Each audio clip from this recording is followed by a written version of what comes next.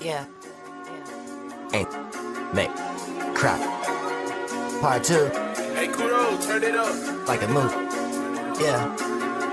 Okay, now you got an idol's mind. You was at the devil's playground. On a sliding board going down. You got an idol's mind. You was at the devil's playground. You just wanna swing around. You got an idol's mind. You was at the devil's playground. A place you shouldn't hang around. Okay, now you got an idol's mind. You was at the devil's playground. And you scream my name, say it loud. When you on the swing set, on the sliding boards, while you on the monkey bars, you lying horse.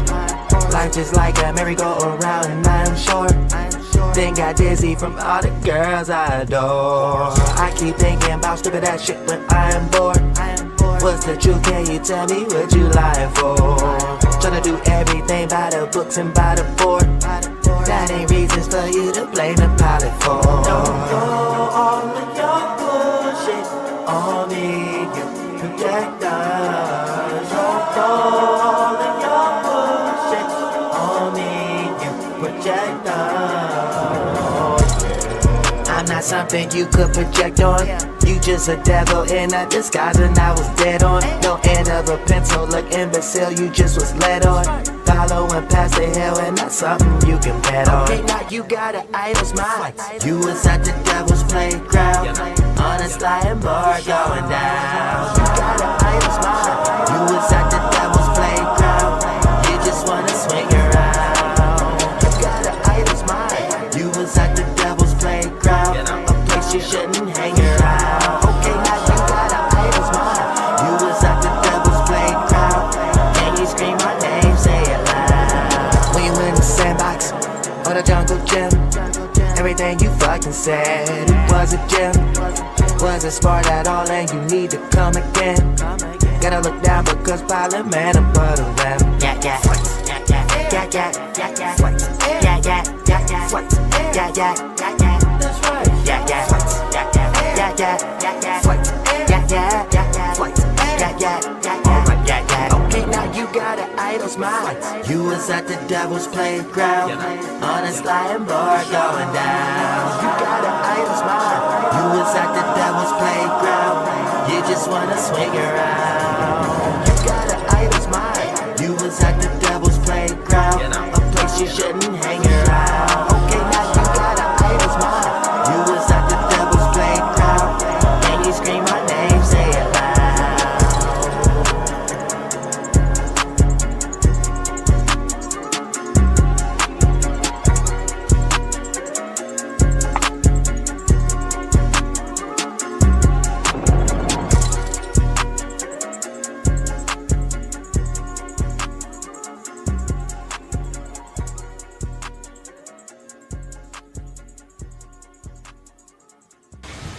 May.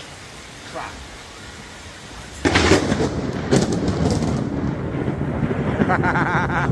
Okay, now you got an idol's mind.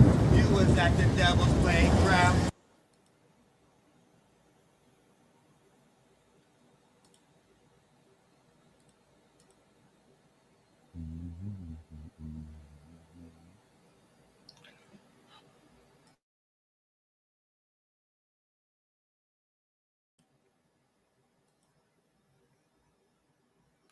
What's up, y'all? Happy Aries season. Welcome to your monthly peace report. This is your host, the Peace Dealer. Yeah, y'all. To think we're finally here. We're finally here. The coveted war arc. If you guys have watched Naruto, you might have seen this arc before. They called it the fourth great ninja war arc. So if you've seen that, get ready. Okay. Resurrected warriors and goddamn near alien gods are on the menu and ticket. Okay. Pluto Aqua. alien contact. Maybe not immediately, but yeah, moderate type shit. One person squad wiping a whole country. I mean, a lot. Um, welcome to the activation of certain concepts that might be hard to believe if you aren't already living. I think this is going to open up a lot that maybe you might have thought you'd never see, only for you to witness. And signs and wonders, those who know their God will do exploits.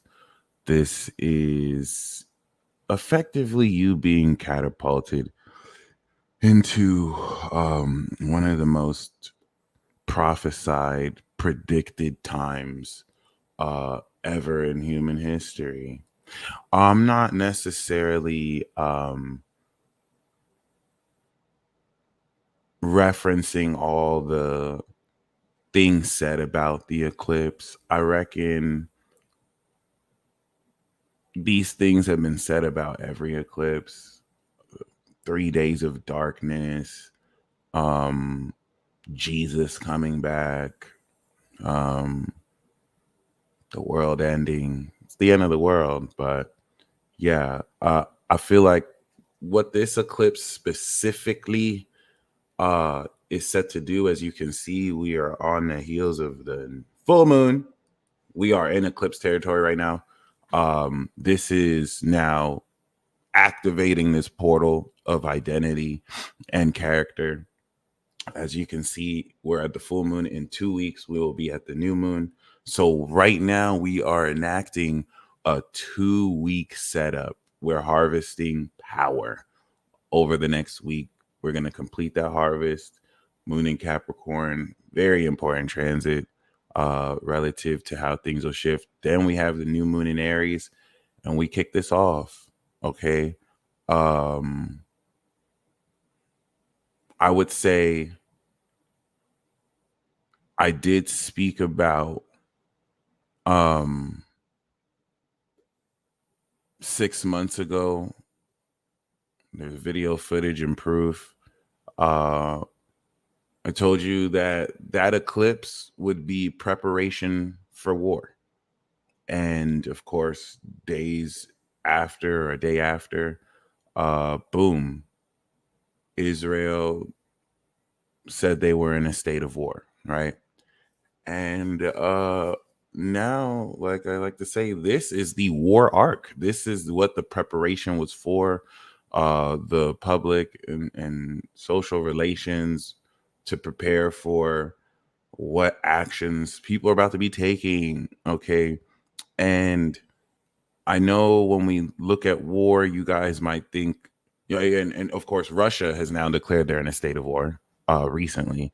But I know when I say war, you might be thinking about Russia, Ukraine, Gaza, Israel, America, China, other countries.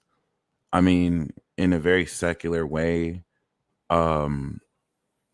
it's very easy to kind of get caught up in following what you are reported about. I think many people really still don't realize that this is one huge production. Civil war in the works too. Civil war is going to be tied to President Trump, whether he wins the election or loses the election, or if they even run. That's going to really spill over conflict. So, I mean, civil war doesn't have to be World War. Civil war doesn't necessarily have to be as violent or as crazy as you might think. If you think what you read in your history books about civil war, what you read about war, since major wars, the development of technology is like at the point where people can send drone strikes. You feel me? So elements of war could be fought and handled within hours. and then you could all literally hear about it. Um, I think a lot of this period is going to reinvent and innovate the way war is even fought, especially when we look at economic wars and boycotting, which can cripple economies, right? Or at least money flow.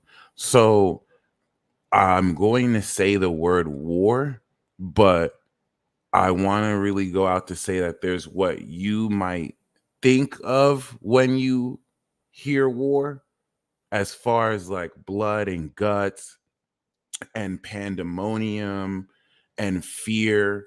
And I feel like there's what the reality of war will be, which will be, of course, pretty goddamn lit and disillusion you from the world as you know that we're ending. As war is really going to be one of the facets that will help you all sow the seeds of revolution. All right. Regardless of, and I say that because as you can see, Saturn is still in Pisces. So this collective karmic test is a collective karmic test before the individual karmic cycle of Saturn Aries. Saturn Aries, of course, which is individual rights coming into the activation of, you know what I'm saying? So forget what government authorities who have claimed ownership of land they don't own, and thus the people on it who listen to them under duress. Fuck all that shit. Saturn wants to ask the populace, hey, Pluto is in Aquarius. Mass extinction events are on the way. Can you put your differences aside and get together? The last time Saturn was in Pisces was in 95. The last time before that was like 69. Okay. And these 30-year cycles have done what the whole purpose is of taking territories on this planet from the warring states era to, you know, now where the five Kage meet in a summit. Okay. Every country and territory that exists right now started from being their own nation with horrible public relations against each other. Not to say that it's any better. And of course, through conflict after conflict, each territory maintained an aspect of their culture which reinforced racism and classism, not because it's good or bad, but just because it's inevitable. This is just the nature of how things progressed. And of course, you have people representing their culture on a specific territory of land, geographically being sorted through these Asian countries where these type of people and their phenotype are, and then these African countries where these people and their phenotype are, and then these American countries, which then you realize Asia, Africa, America, these are all countries that have been colonized by major other empires, countries in previous past. And all of this creates a karmic trail. Okay. So we're coming into the individuality of territories that took a culture and identity and built a nation off of it. And now, for the first time ever, for the first time ever, people have the opportunity to quite literally travel all across the world to see different cultures, to connect. And here's the damager, here's the crazy part, which some people think is beautiful, some people think is not. Now people can mix blood and culture. People can now create different races, mixed races. And the whole concept, and this is something that's hard for the old world as we know it to understand. We're very quickly going from a world where, oh, I'm this culture and you're there and I'm here, to, well, I can travel 16 hours from here to there. I can move here. I can live here. I can get citizenship. I can marry elements of your culture, vice versa. And of course, you know, as we're going through it, it might not happen overnight, but the whole notion of, you know, gaps being bridged and people coming together, sharing different wisdom and knowledge that used to keep them apart, but now technology and communication can bridge these things. I'm not saying that this has to be a part of an agenda or anything, but yeah, we could just say naturally it is bringing an end of one dynamic and bringing another dynamic. And this, of course, could be something that, if you think now, all the people who built their power, all the people who built their influence maintaining this, right? There could be resistance. This is where in every culture you're seeing, oh, don't marry outside your race. Oh, that person's not from here. Oh, we have to keep the bloodline. This is the ego consciousness of the old era wanting to keep its influence. That bitch is dead. You are seeing a lot of this consciousness realize it's over. Unfortunately, the indoctrination and the teaching that has been wanting to pass down to Pluto Sag, Pluto Scorpio, Pluto Libra, it's not working. A lot of this ended with Pluto Libra. Contemplate that. Pluto Aries, Pluto Virgo was the first 6. The last 6 is Pluto Libra, Pluto Capricorn, Pluto Pisces, Pluto Libra, late 70s to 80s. It's not to say that there weren't racist people as a part of that. It's not to say that there aren't young people now who haven't adopted, ignorance and racism, but a lot of people from the 70s moving forward, they're done with that bullshit. They're done.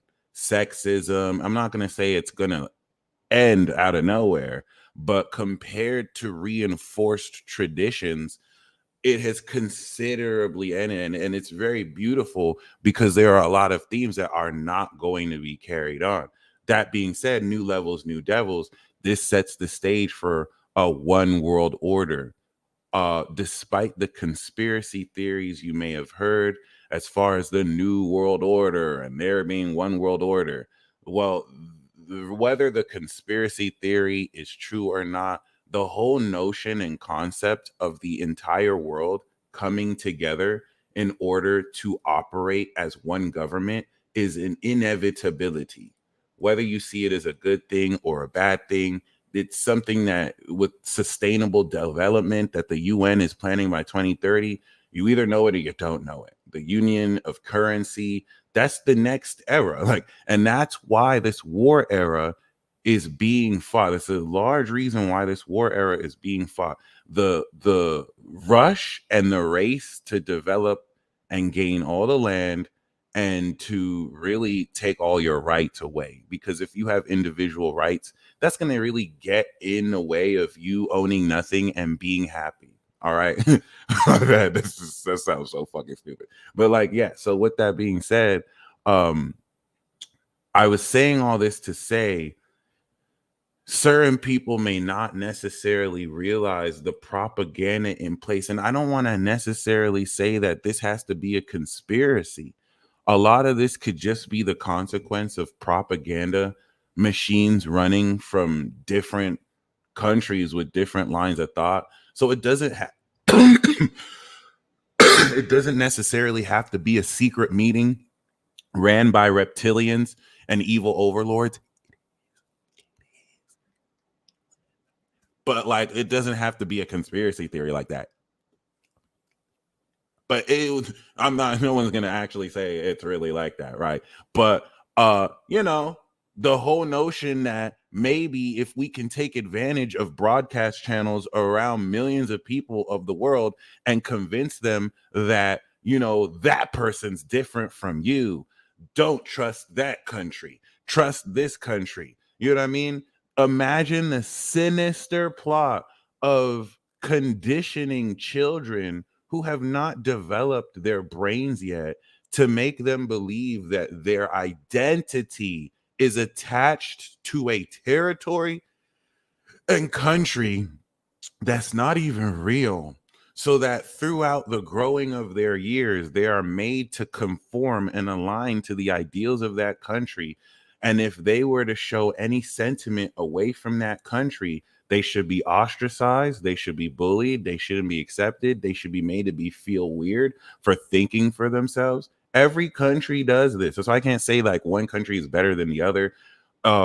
Saturn in Pisces is teaching you that the ultimate villains are you. Okay. A lot of Pluto Capricorn is awakening the corruption of corporations and government authorities. Saturn Pisces is the ultimate ego release, where people are realizing we are the problem. The shadow of Pisces of playing victim is we've pointed the finger at corporations, we pointed the finger at celebrities, we pointed the finger at other people. We have not pointed the finger at ourselves. Who has allowed these corrupt corporations to deceive us? Who has allowed, and I'm not saying that everyone hasn't, certain people have done their part, right? So, but in a collective sense, who is the bigger villain than the collective subconscious who has enabled through fear under duress all of these things to happen? This is now the collective karmic return. This is karma. Everybody is getting their karma. Where we had the decision, people hundreds of years ago chose death over oppression. A lot of people under duress chose to just conform and allow what's happening to happen. Now everyone is facing their karma. All right. We point the finger, but nobody wants to admit their role. I will be 100% that I was also complicit in allowing what has happened to happen. Although, of course, Pluto Scorpio, we're just turning 30 years old. So this is why the entire Pluto Scorpio and Pluto Sagittarius generation who's coming of age, you're not going to see them just sit down and be complicit. Pluto Sag wants to burn this bitch. Pluto Scorpio is ready to destroy this bitch. And why this is important is back in the 1700s, it was the Pluto Scorpios and the Pluto Sages in the 1700s when they were 18 and 20 who threw the tea over, who started these revolutions all over the world. So if you think that them coming back and they're not going to do that, just let you know, period. All right. So there's that. Okay. And this is the individual missions with this eclipse through Aries that will sow the seeds of outright revolution occurring over the next 20 years with Pluto in Aquarius. Okay. Everyone has an individual personal mission. It's going to look like you're picking a side, but the test is, can you put your differences aside and work together? Are you going to get caught up? And it's very cliche form. I don't like to say cliche stuff like that, but it's really the truth. Okay. Like ultimately, the reason why this is imperative is the world can get inundated by a series of conflicts that each government authority orders their subjects, because they treat people like slaves and subjects, to fight on their behalf, when it is up to the people to put their foot down and say, I am done killing other people just to put this forward. That's karma. Do you know what I'm saying? If people do not get together, they will destroy each other. That is the karma with Saturn and Neptune and Pisces. That's why we have conflicts. If these conflicts cannot be, of course, settled, this is why you're seeing more genocides. This is why you're seeing, of course, who is the only loser. That's the craziest part. There are no winners in war. There are only losers who have lost their life on both sides, sending young people to basically push forward old people's bullshit, period, based on rhetoric and whatever beliefs people believe. And the reason why this is very important, if you go back to the 1800s, where people were seen as three-fifths of human in property, and then back even before then, in like the 1600s, we are seeing the consequences of colonialism and neocolonialism. There are many people who are in the country that they are in because their country got colonized, because their parents had to move away from their. A lot of you are descendants of immigrants or immigrants, okay? And I'm talking down from the settlers who rode the Mayweather and founded the colonies, those are immigrants too. Okay, I'm not talking about so you have indigenous peoples all over the world. When I had mentioned indigenous peoples, I feel like somebody meant that I just meant like black and brown people. You have indigenous peoples of all colors, or at least of all cultures. There isn't an indigenous people, regardless of culture, from Europe to Asia to America. I don't even want to use those words, who hasn't experienced this. And we can say that once again, that's just a consequence of time. For that time period, that is what just decided to take over. And the advent of colonialism in the way it did led to what's happening here. I cannot say it is a good or bad thing. Obviously, there are elements of it that should have never, ever happen again. But this is the objective state of karma. Karma is, there's no good karma, there's no bad karma. Karma is just karma. You get anything you do. If I open the door for you, that's going to come back around to me. If I do something good to you, that's going to come back around to me. But we're not going to say good or bad, right? So with that being said, it's very important. A lot of the history that you have all been taught, every country's rendition of history is riddled with a lot of inaccuracies and outright lies. Of course, the victor of any conflict is going to bias and skew history. And the fact that history could be skewed a week ago makes you think, even if people have historically accurate records of what has occurred in writing or whatever, the human being hallucinates their conscious reality. So it's stupid to take it as true. I'm talking about even a verbatim factual thing that happened. Just because people experience that way doesn't mean that's what happened. They don't have the full perspective of how everything tied together. They're just giving you their perspective. This is what historians, this is what people factor in mind, biases, when they recount stories. Okay, so the reason why I'm telling you this is you're gonna get ready to throw away everything in the trash you've ever been taught. The old world is done. We are coming out of the world as we know it. This is going to get ready to step you into a new era. And the reason why this is very weird is there's so many constructs and there's so many concepts that are not going to be spoken on TV. The revolution will not be televised. You're not going to read about this in a book. A pastor, a preacher is not going to preach or teach this to you.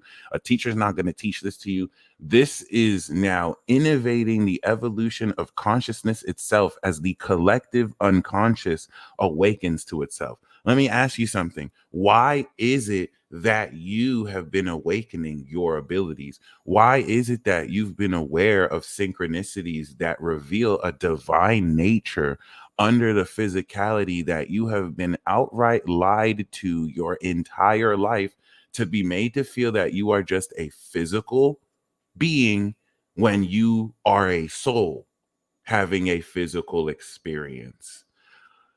The reason why you were born for this is because we are all one cosmic body. There's a world inside you, and we are inside the world. Just like you have cells in your body, we are quite literally cells. The planets see you as insects. I want you to look at the animal world. I want you to look at these planets are conscious, by the way. They may not have human organs, but they have cosmic organs, right? So look at how you look at ants. Look at how you look at bumblebees. Look at how you look at plant bug species that have their own civilization, but to them we're like giants. Well, look at a gas giant like Jupiter. Look at Saturn. Look at Mercury, as quick as it does. To them, we are but ants, bacteria, literal cells inside the solar system, not like on the earth. We do not exist on the earth. We are in the earth. We are literally microorganisms of the earth. Okay. And just like Jupiter, the biggest planet in our solar system, looks at us as like mere bacteria. Okay. The sun, Sirius B, looks at Jupiter like a little failed star. Look at you, you failed star. You couldn't even become a star like us. Okay. And then you have freaking galaxies that look at our Milky Way like a little baby that's barely out of its diapers. And then you have super clusters. You see where I'm getting at with this? So, it's important to understand you are a part of an infinite body, a God body, as I like to call it. Okay. And as if you think, if that body subconsciously is awakening, if this body of God is awakening collectively, that's a ripple effect that you will experience individually through your awakening. Separation is an illusion. Some say the greatest trick ever pulled was the devil convincing you he doesn't exist. But we also want to really look at the okey doke that allows, through propaganda, conflict to continue to spread, to give the impression that it's terrorist groups keeping us apart. It's these radical insurgencies that are making it so that we can't coexist and live peacefully, when 99% of these terrorist groups are government funded, planted. Once again, I'm not trying to say that this is a conspiracy where, like, oh, the government is getting together to sow discord so that we never come together. No. Thankfully, should that even be the case, the whole purpose of everything I'm about to say is that you have no savior.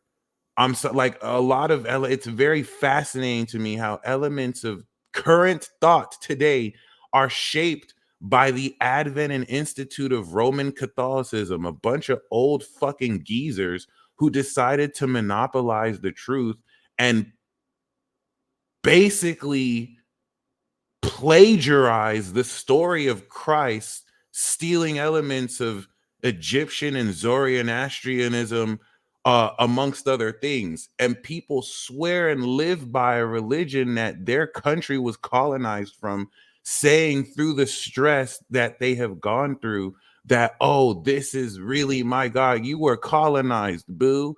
Your parents, before you knew anything about anything, had their culture stripped, and you were brainwashed and conditioned against your will to follow this religion. I'm not saying and I'm telling you this as someone who believes in Christ. I believe in Christ. I just know that Jesus, before Jesus Christ was called Jesus Christ, they called him Osiris. Okay. Before Osiris was called Osiris, before y'all stole elements of Egyptian culture and then turn around and demonized it after you whitewashed it and said, oh, those filthy Africans, those filthy indigenous people, they're demonic, even though we stole elements of their culture, and we're going to say this is the real thing. Like that, period. Like, a lot of people do not know the God that they worship. We do not worship the same God. A lot of people worship a photocopy. You have the original, you have the GMO copy. A lot of people are GM fucking O. All right. And I'll be the first to tell you, I'm not one of these Hotep brothers who feel like, oh, Black people are the gods of the earth. And it's just that I deal with souls. All right. It doesn't matter your ethnicity. It doesn't matter your race. You are a soul. We are in this together as souls. It is the souls that are going to make moves, who will, of course, express their authenticity, whether you are Asian, whether you are Black, whether you are white. Ignorance is ignorance. And if you know some shit, you know some shit. All right. Period. That being said, the reason why I'm saying all this is, regardless of race, regardless of culture, regardless of ethnicity, who is preaching this bullshit division? Who is preaching my culture is better than your culture? My religion is better than your religion. Everyone breathes air, everyone bleeds, and everyone is going to die one day. So there is no one who is better than the other. Your status doesn't matter. Your wealth doesn't matter. Your money doesn't matter. These are all bullshit mechanics that have been used to divide people for so long, since case systems were instituted, since class systems were instituted, they realized we couldn't necessarily split people by race. Poor people started clicking up together. Damn, now we have to make race-based incentives just so the poor class doesn't rise up to eat the rich, because Lord knows what happened last time that was able to occur. So you were getting ready to see on a multi-level scale so much illusions just collapse. And that's going to go against the agenda being taught to you on television, in the news. They are poisoning your children's minds in schools, doing everything they can to teach fucking 8-year-olds, 7-year-olds, 6-year-olds about sex. Do you know how many fucking children are regretting that they cannot reverse surgery because they chopped their fucking balls off or they took hormones?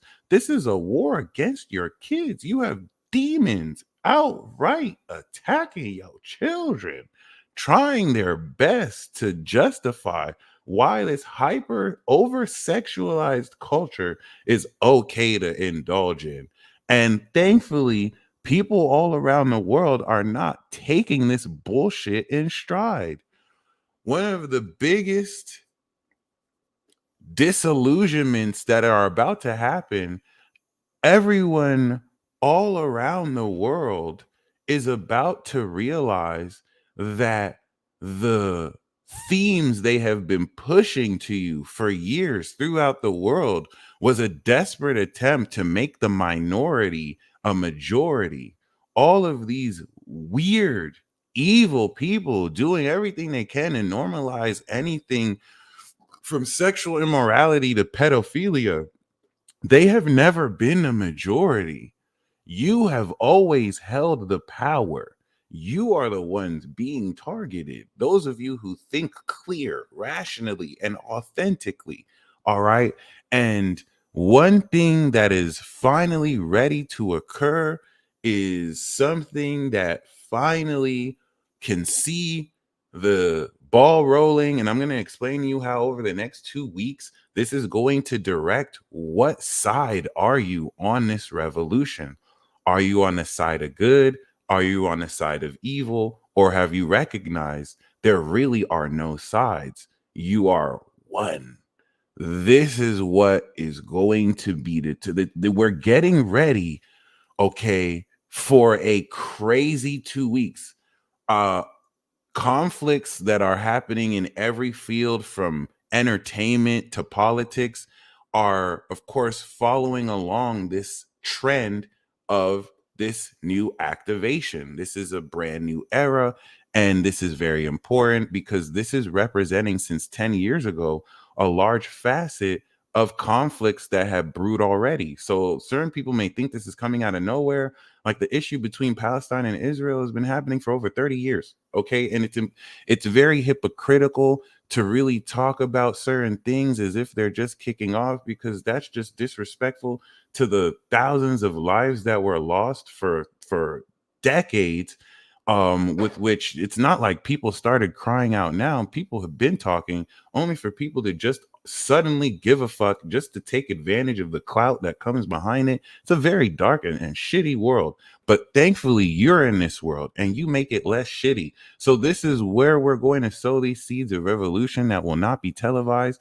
Every single person has a role to play. You have a mission given to you from God that no one else can take from you. And I'm going to explain how right now, from this full moon to the new moon, and over the next 2 weeks, you are going to understand very clearly what that mission is. Over the next 6 months, you are going to be actually walking this mission, and each individual mission will, of course, create a ripple effect that will crescendo into the karma that we all as a humanity. This is what I said when I meant that we failed the group test.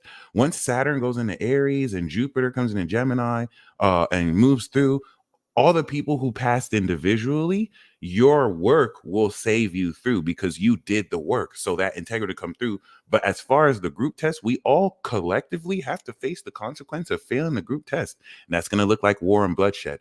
Now, when I say war, don't necessarily take it in the way that looks negative. I'm not saying that bad things won't happen, but you have to see, because you can say this is a theory or not, this revolution is very important because this is a revolution to liberate mankind. This is a revolution to liberate the earth. And so, in order to look at the front, we are looking at humanity as a whole liberating itself from the duress of false authority. You are sovereign, you have sovereign rights, you have territories, you have government structures who have weighed their authority over you. Like, this is going to sound like a joke, but it's not. We can point the finger at cartels in Mexico who have basically outed their government structures. We can point the finger at street gangs. We can point the finger at notorious organizations who hit up business owners and say, look, you're going to pay us our fucking tax, or we're going to make it hard for you to work here, homie. We run these streets now. How is that different from the United States government, whose IRS tells you, look, homie, you did not pay your taxes. If you don't pay your taxes, you're not going to be able to work. We're going to detain you against your will. Countries are gangs, my friend. Countries are gangs with army mercenaries, and they have uniform. This is not a joke. 99.99% of people are following the program that they are following under duress. What happens now when people all around the world wake the fuck up and recognize these governments are meant to serve us? They're not meant to rule over us. They're not meant to just change sections and codes with which we feel oppressed under them. The blatant corruption of people misabusing their position of authority can only be put in check by the people. This is a concept that we have been talking about for centuries. You've heard people say all over the world, if people just stand up, the government will topple. If people just boycott and not buy this, then these things will go down. What happens now that in the advent of technology, where people can centralize their one mind and connect ideas within moments, this actually happens. Ladies and gentlemen, you are a part of a historic period of time where humanity is finally going to get it, because Pluto's in Aquarius. I'm going to just tell you, it's because Pluto's in Aquarius. Humanity is finally going to get it. Just like last time when Pluto was in Capricorn and you had some colonists saying, hey, you're not going to tax us and you're not fucking representing us. No taxation without representation. Where you had the French who took out their guillotines and started beheading these corrupt nobles, with which they went a little too crazy. All right. This all happening again. Now, like, you might have thought, oh, humanity can do. What if humans finally do this? Well, we're here. We are finally here. And it turns out, looks like people aren't as stupid as people talk.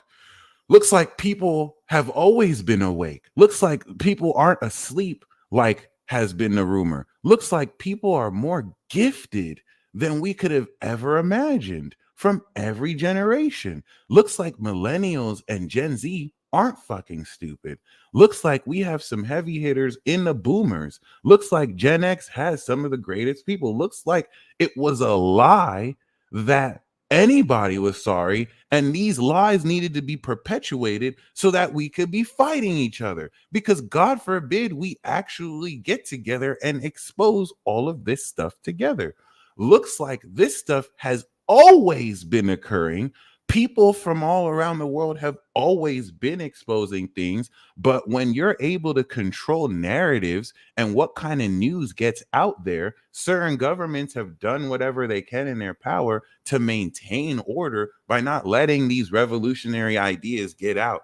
Because let's just keep it a buck. If this news gets out And now 500,000 people in my country are rioting when I need them in work the next morning so that my country's GDP can be raised and I can compete with this next country, and I can just take a cut of all the money you guys are working for and live like celebrities over you. A lot of what's happening in Russia and French back in the 1700s is happening again today, where you have people dirt poor just working to survive, while you have monarchs partying every fucking day, taking money that is supposed to be put back in the country and living off of it. Well, this happened during the pandemic, where you were told to wear a mask, you stupid conspiracy theorists, and stop being selfish and having parties. And then these same political leaders had parties of their own without wearing masks because they just see you as fucking sheep. Where political officials are getting caught red-handed, embezzling and stealing money, insider trading, laundering money. Do you think people are that soft that they're going to allow themselves to be trampled and deceived for much longer? You have a lot of people who are afraid. You have a lot of people who put their trust in the government because that's what the fuck you're supposed to do. You're not supposed to live your life doubting your government. These are respected officials who have been elected to have integrity. What if that integrity is corrupted? It now lands on the people to do what is necessary in order to reestablish this order. But if people cannot even agree with each other, if people cannot get together and squash differences, if people don't know who the true enemy is, that's just going to lead into more power vacuums, anarchy, and more chaos than ever. Because if you don't think that there will be a succession war when current government structures do collapse, you are in for a rude awakening. Nobody ever expects a government to collapse. This is some real shit. Yeah, the middle class is now the rich people. Yeah, the old middle class is now upper poor. Okay, if you're like, apparently if you make like 130,000 to 330,000 a year, you're just surviving. You're not even rich. You're just surviving. I remember when I seen that shit was crazy. But other than that, my friends, you know,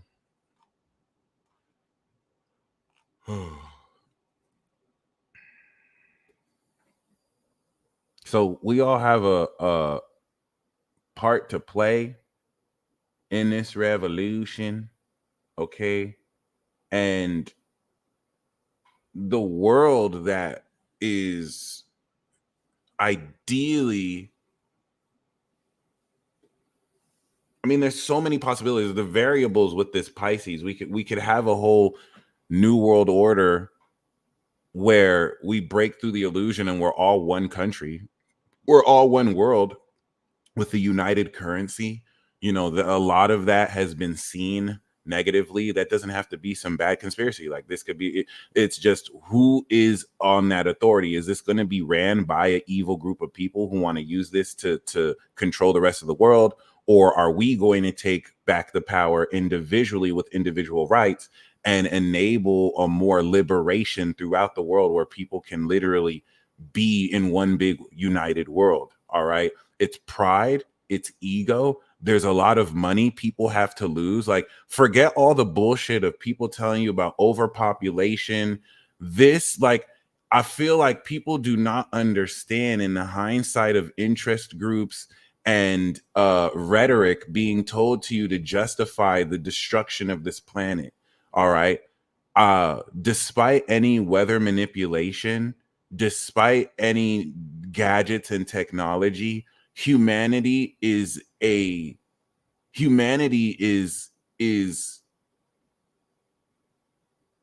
at most a cancer to this earth. Like, it doesn't, like it's only the hubris of humanity that will make it think that it is a god. beyond like nature. Think about the fact that religions are man-made. This is facts. Despite whatever inspiration people delusionally feel they believe, you know what I mean? Religion is man-made. Leave it to man to make a religion that deifies his own self, to give him or her onus to have slaves, for man to be over woman. This is literally like a man fantasy that we're coming out of. And because we have not honored certain matrilineal orders, we're seeing this balance come to shit. All right. It's really fucking crazy. So imagine thinking you're greater than the earth. There's no amount of, technology that's going to have you beat a 10 magnitude earthquake. Like humanity is about to get humbled. People think that the earth is just a rock. The earth is a conscious organism, just like you are conscious. The earth is more conscious than you.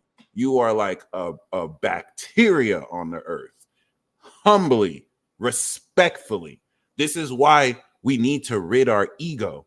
All the problems we have are ego driven. So like the earth can just decide tsunamis, hurricanes, I can flood this bitch. In about another 1,000 years, the water will dry. Most of you motherfuckers will not make it 1,000. Like, this is the earth talking shit. Okay, a lot of you earth sign placements, you've been feeling it. Mother Gaia is not playing. All right. So I'm just saying that to say, forget the rhetoric you hear from human beings extracting and destroying this planet. Many of you are crying out as extensions of the earth. You wonder why there's so much depression on this planet. For hundreds of years, you have trees getting demolished. Think about what's occurring. The fake insulation, the homes, like everything about this is unnatural. We are justifying the extraction of natural resources we don't even use the right way. People literally excavate jewelry just to wear it and flex on other people, just to look cool. That's not even what it's fucking for. Child labor being engineered to make corporations super rich, with which consumers who demand it, the consumers who demand these products, the consumers who demand this type of music, that is what Saturn and Pisces is making a broad realization of. Despite the crazy facet of how trash culture is, corporations cannot sell this to people if it's not in demand. Okay, as evil as we say record labels are, even though corporations and record labels do have their hand in influencing what is popular and what's not popular, it is hypocritical to give them all the blame. If being a good person, if sharing with other people, if actually being fair to other people was popular, if that shit was in demand, the way corporations pretended that they were Hotep scholars and gave a fuck about black people, corporations overnight will become religious and Christian. If they looked at the bottom line and they realized, holy shit, looks like being a good person is trending and selling, they would be the very first people to tell you, oh, we've been spiritual. Over here at our corporation, we value this, and it is a money play. So at some point, when are the consumers going to take responsibility for keeping in demand what's in demand? You have a lot of people who stand up and boycott, and they are silenced. What happens when you can no longer silence these people? Because unlike before, where there wasn't the advent of internet and the internet wasn't necessarily explored that much, now people can get all their voice out. Now no one has been doing nothing in the shadows. People have been connecting. All right, and I haven't even started this transit. yet. We haven't even broken down this Aries season transit. That's how important this is. Vote with your attention. It's the real currency. KC has hit on the whole facet of 2024 moving beyond. Forget your fiat fake paper currency. Your energy is your currency. 100 million people can decide today, hey, we're not going to buy your bitch ass product for the next 3 weeks, and your corporation will go under until you meet our demands. Everything that has been done to lie to people in order to fabricate scenarios that divide people against each other. This is going to work less. There's still going to be certain hits and psyops, but please understand that whole critical degree or climax or I forgot what the word is called, that will of course reach enough people has been happening. This is where it's going to spill over. And the thing that I wanted to say before, guys, this is the realest shit that I could ever tell you. Did Rome decide, you know what? Our empire is done. This is what's going to shock a lot of you. Did Rome ever decide, you know what? We're no longer an empire. We want to give way for democracy. You know what I'm saying? We're just going to end. These motherfuckers fell. The Ottoman Empire. These motherfuckers fell. Like the Roman Catholic Church at some point was so powerful. Some say it hasn't ended. The Vatican actually apparently owns your birth certificate. But the whole point of what I'm saying is basically all these empires that have risen and fallen, all the empires that fell did not say, you know what, we're going to end this empire. Nobody saw, like, there were signs of it coming, but like they did not decide, you know what, I think this is the decade we're going to end our empire. They walked on as if they were going to be here forever. As something I really want to like illustrate to you. You're looking at this advent of technology. I feel like many of you born in this year, if we take countries like America that was founded in 1776, you have certain countries that are not even 100 years old. You have colonized nations who aren't even 60, 80, 70, still battling with corruption, but still growing slowly but surely, getting westernized amongst other things. Many of you have been born cradling concepts that's all you've known. Some of you, all you have ever known is colonization. And when I'm saying colonization, I don't think people understand. First of all, there's no, like, colonization is what brought the institute of black and white. Negro somehow became Negro. You know what I'm saying? Which somehow became nigger, which somehow became nigga. And the story behind that is amazing. Like, however Negro became nigger, and nigga is one of the most legendary things because now nigga is one of the best words ever.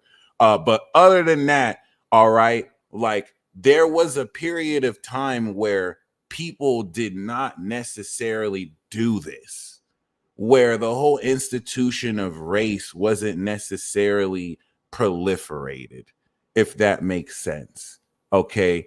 I think a lot of people don't understand that just like you have darker skinned people who were colonized, you have lighter skinned people who were colonized. I think it's once again like a very dangerous thing to kind of purport, oh, Europeans and white people kind of colonized darker. You saw a lot of that. I'm not going to say that didn't have a lot of that happen in man stealing and man snatching, but a lot of you don't understand you had indigenous cultures in these lands that through warfare were taken over. You had a lot of white slaves. You had a lot of indentured servants. All right. Of course, slavery, which was an Arabic concept. It was a, I don't call them Arabs, but it was, of course, that culture that taught the English, they taught the Spanish, right? Of course, the way that it was done may have been different. But the reason why I want to say this is many of you were born knowing only this. Like the vision that I'm having, right, is that the world you are inundated in was never real. You were born into the matrix. There was a period of time where you didn't have this insulated world where people can put their land on the earth and they can literally feel the energy of the earth, where people's frequencies were unblocked because you didn't have cell phone towers obscurating their connection with the universe. You can see the stars throughout the past few centuries, where now there's this literally fake world within a world. You are having, okay, so many, so many resources extracted from many different countries in the world being created for products that fuck over the next generation. You're seeing people talking about climate control. I mean, look at how destructive the automobile alone. Look at how destructive the automobile alone has been. Some of the greatest technological innovations have fucked this world up and have taken humanity backwards instead of forwards.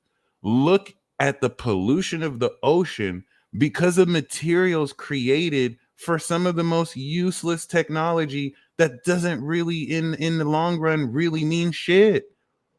Look at what automobiles in the advent of using oil to poison the earth have done, just so that we can locomotively get places quicker, when free energy solutions have been in the works. But because of corrupt organizations who make so much selling gas, you never hear about these things. They're just seen more as myths. Okay. It's very, very crazy because now we're in a period where you have been made to be dependent on this technology when you are an energetic electric being who does not need any of this. We want to use modern innovation to balance what we have to do, but you have the power within yourself to heal your body of anything. There's no sickness that can't be cured. And many of these sicknesses are brought about because of the way we live now. All right. Not to say that innovations of medicine haven't made things better, from polio to I'm not going to say AIDS, but to the Spanish flu or whatnot. So I don't want you to think that I'm against medicine.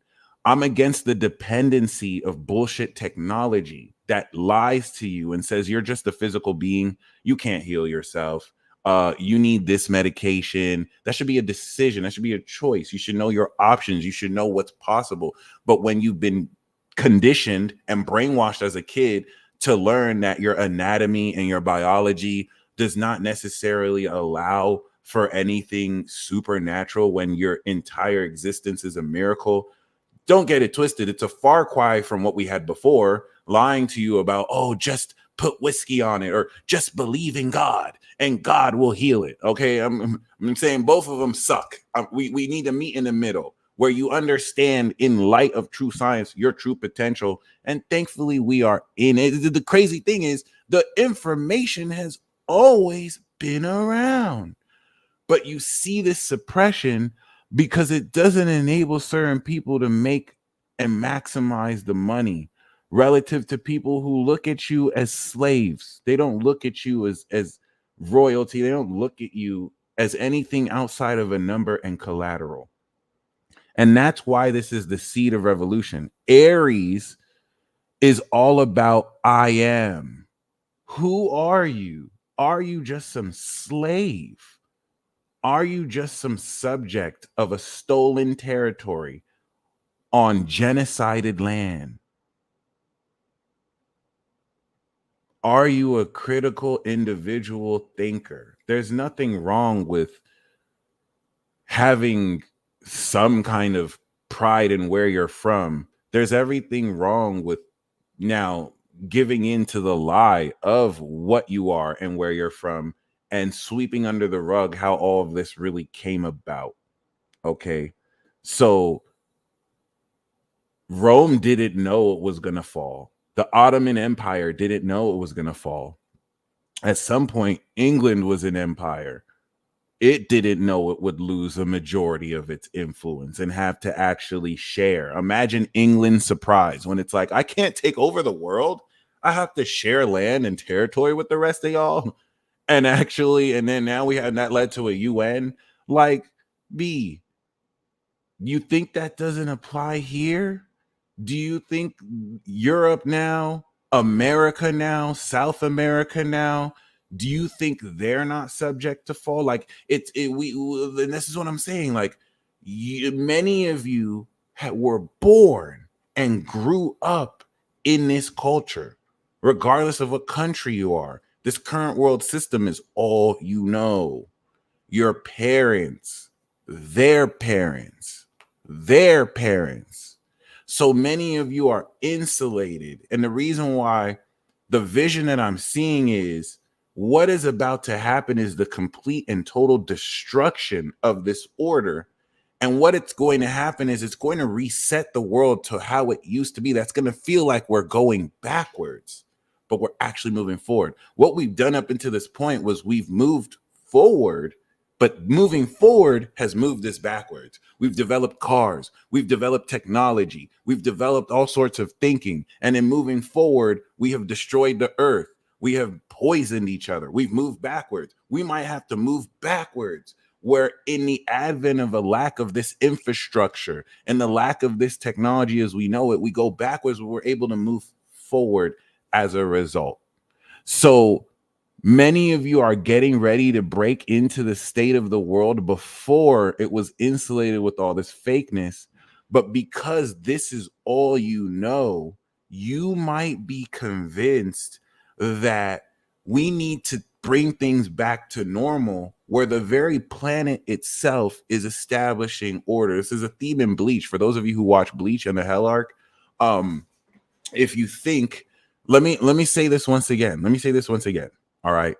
If you think, right, imagine if the earth is desperately doing everything it can to reset itself, to balance itself, that there was a natural law, right? Natural law will never change. Just making sure. Then you have, of course, the theories, the ideas, what used to be true in society. Now a new discovery has made it untrue. This is the bullshit, the worldly wisdom that's subject to change because it's based off of inconclusive theoretical models. Natural law is natural. It's existed before and still through all of this. So let's say, of course, things are happening that is destroying this order. To us, that would look like, no, we need to do everything we can to keep this infrastructure. But what people are about to realize is that everything that we call order and infrastructure is not based on a natural law. It's not based on anything real. It's made up. It's completely made up. So in fighting to maintain a false order, you are going against natural law. And this is where people are talking about the split between 3D and 5D. A lot of it is mainly you as an individual realigning with the natural order of the world versus you conforming to a false old order that's not going to be here in 10 years. Let me tell you something, guys. 2020 was where the apocalypse cycle began. And the beautiful thing about this tribulation period, March 21st of 2020, where was the North Node? The North Node was in Cancer. All right. So peep game, guys. Saturn was in Cap. The North Node was in Cancer. Okay. Peep game. In 9 years, where is the North Node going to be? Capricorn. All right. And we're going to see the next era is already underway. Jupiter is getting ready to harvest a new cycle of society before Saturn comes there. Saturn, which was in Capricorn, is now in Taurus. Okay, the North Node that was in Cancer has now made and completed the mission in Capricorn. All right. Why is this very significant? Saturn in Cancer, Capricorn, Saturn and Taurus meet where? Pisces. The midpoint between Saturn and Taurus and Capricorn is Pisces. The midpoint between Capricorn and Cancer is Aries. Basically, we are at the midpoint, the end game. We are at the midpoint. This is the checkpoint, guys. Everything up until this point, ladies and gentlemen, has been a collectively global beta test to reconfigure what everyone's going to do when shit hits the fan. And now Saturn is in Pisces, the beginning of the end of the world. This is that midpoint, guys. Coming into the next 4 years, all right, we're going to see the nodes through Aquarius kick in this next cycle over Pluto and now be in, of course, Cap. And then we're going to see Saturn make its way through Aries, New World Order, to the builders of the new Earth. Once Saturn goes into Aries, all the kids born 97, and then when in Taurus, all the kids born 2000, they're coming in their power. They're ready to completely burn this bitch. Like, they're creating the new world. So, like, this is it. This is it. This is it. And the reason why I'm saying everything that I'm saying is we are in the warfare arc. This Aries season in North Node in Aries is getting ready to activate a series of conflicts that are going to ripple effect and involve you. And many of you may be forced to pick a side. And I need you to understand that no matter how angry people get, there is no such thing as picking a side, because it's a body mutilating each other. If you're picking a side against another human being, fuck the rhetoric you're being told as war is necessary, we need to fight. No, conflicts can be resolved peacefully. If they're not being resolved peacefully, follow the fucking money. Why is it that ceasefires cannot occur? There are certain forces that benefit if certain things play out the way they are playing out. It's easy to make certain people look like the villain, but certain things are not exposed and hidden in the dark. All the people who are fighting these battles and getting killed, they're not the ones capitalizing off of this. So really keep in mind, who is making the most money? Like, please understand, you have corporations that have incentives and money they make through manufacturing weapons, through the manufacturing of products, through the manufacturing of whatever they use human beings as slave collateral to fill, with which they pay a minimum wage. There's so much incentive that powerful people gain from keeping these conflicts going on. It is up to the people to stop playing their game. How do we get these people riled up? We need to lie to you in the media. And this is what I'm trying to say. This blood sacrifice war ritual is going to expose that people all around the world are actually a lot smarter than many other people may have expected, because it's going to be unexpected and uncanny the way you see people all around the world stand the fuck up. How are you going to do this? This cannot happen if you do not play your part. And that's where I'm saying there really is no side. Like, on the surface, in an immediate conflict, it can look like, are you siding with this person or that person? But to the effect that what you're doing is involving the death of another person, you're fucking yourself over. You are the only loser. So be very mindful and listen very carefully to these people who are justifying, oh, I'm taking this side or I'm taking that side. Obviously, people will have their own personal reasons, pressing in the matter to do so, but that does not excuse not being able to look beyond. This is the conflict that breeds more conflict. If people do not settle their differences, cool. If we take Israel and Gaza, if we take Palestine and Israel, for example, there are Jewish people who do not want any conflict with Palestinians. There are Palestinian people who do not want any conflict with Jewish people. Why is it that their voices are not amplified? It's almost as if amplifying those voices make the incentive for these conflicts to happen in the first place diminish. How can we justify even moving forward if you see the majority of these people clearly saying they don't even want smoke with each other? These are the nuances we see here that are going to be 100,000% exposed in the light of broadcast channels that are not bought by evil people. Okay, the innovations we're getting ready to see, because let's go, you are the most important part of this revolution. It's not about being pressured to talk about this or talk about that, or you need to do this. What are you called to do? Anything you are called to do that is legitimately authentic to you, okay, is what you're meant to do. It doesn't matter what anybody else thinks. The only thing you need to get at yourself is if you're doing things, especially the season, that is not authentic to you. Doesn't matter if you're the only one who feels that. We are going to depend on you. This is what I'm saying. Like, what might be authentic to you is to join a protest protesting against the war in Israel and Palestine. It may be your role to side with Palestinians. It may be your role to side with Jewish people. Do you know what I'm saying? Ultimately, everyone has a role to play.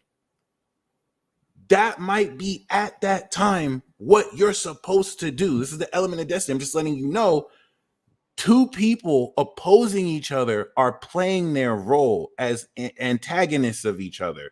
It's meant to happen that way. Their inability to look beyond that and see that they're playing a role and now fight each other is, of course, the karma for that, personally. But I'm saying, don't get so caught up in, for example, just like I was saying with the vaccine. Personally, I don't believe in that bullshit. However, I made sure not to demonize people who wanted it. You never heard me on my channel say, oh, if you get vaxxed, you're stupid. No, I made it very clear. If you want to get it, you should be able to get it. If you don't want to get it, you shouldn't be able to get it. Because personally, I may not agree with that, but the way destiny and fate works, it's not linear. It's not anything that makes sense to us. You may have to do that at that time. You may have been supposed to do that so that the series of events that are meant to happen to lead you here got you here. And the only way you can align with that, with the North Node in Aries, is this authentic to you? Okay, some of you want to do something, but because the popular opinion is to do the opposite, you're doing the opposite. You don't want to be ridiculed. You don't want to be ostracized. And so you're doing something that's not authentic to you. It's not something that comes from you because you were convinced through rhetoric to do what is accepted. That's the South Node Libra. You need to walk away from social conformity. When the North Node is in Libra and the South Node is in Aries, a pattern like that has us walk away from our own selfishness so that we can conform towards what is bringing greater balance. This is not that period. So for the person who's doing what other people want them to do, yeah, you're going to be socially accepted, but you have screwed yourself. You're screwed. You did not do what you were meant to do, versus someone who is going down a path that is provenly authentic to them. and they have receipts. Like it's not necessarily fake. It's something that they can in integrity align with. And yeah, it's not what other people expect from them. That's the best thing that one person can do for the rest of the world. I'm talking about some of you may be called to do things that I personally may disagree with. I may not agree with, but provided that that is authentic to who you are and that is what you're being called to do it. I am depending on you to do that. You need to do, just like Jesus told Judas, don't you have somewhere to be, my G? Like, you know what I mean? I'm not calling you Judas, by the way, but personally, just, you know, just keep that in mind.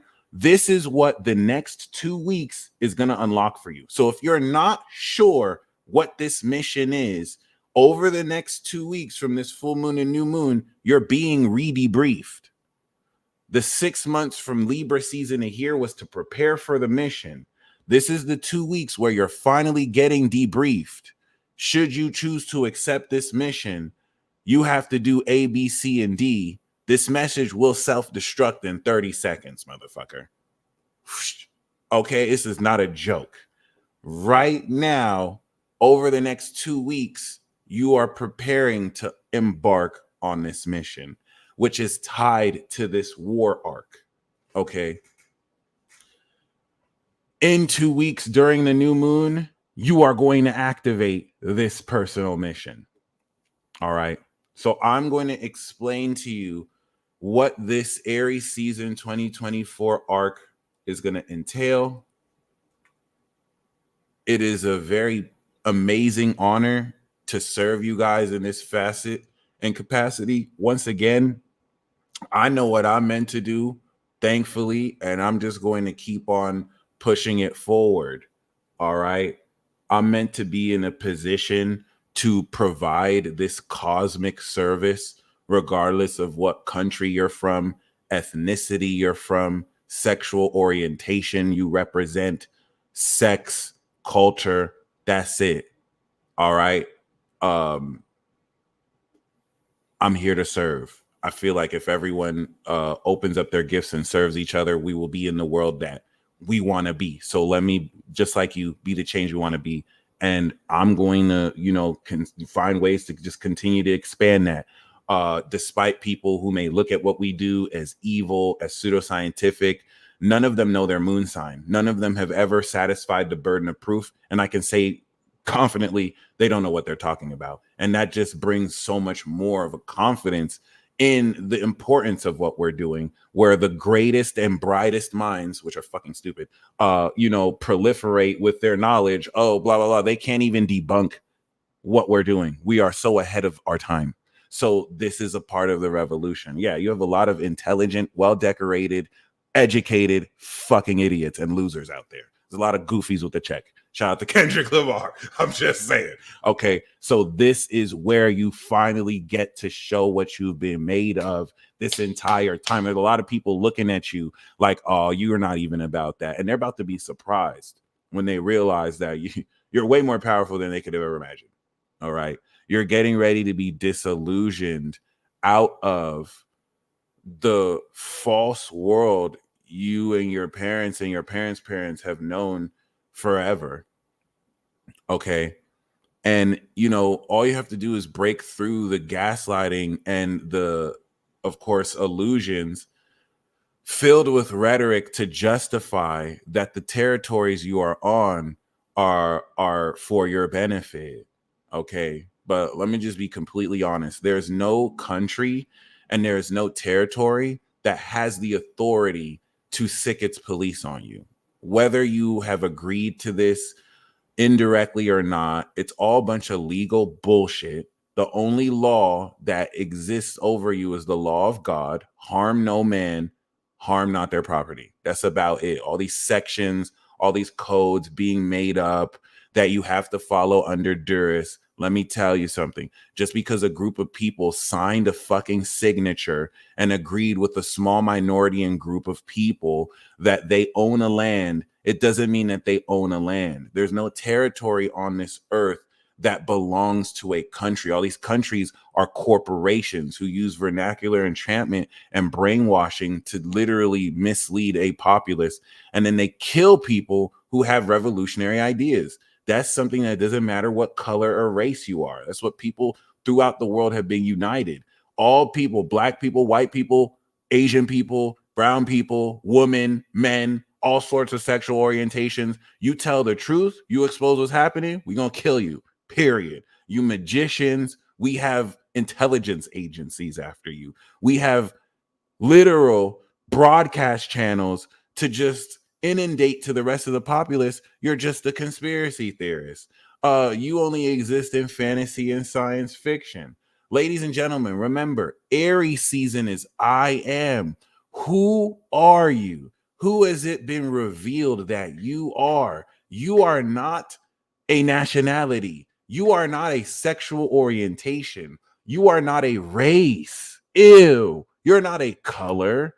You are a soul. You are a creation of God. If God is too controversial to use, if you don't believe in God, you are a sentient spirit having a physical experience. Not a single true label can be put on you. It's your actions that help carve what and who you are. Okay. There is no claim. There is not a single place on this planet that you could be told where you can or can't go. That is false.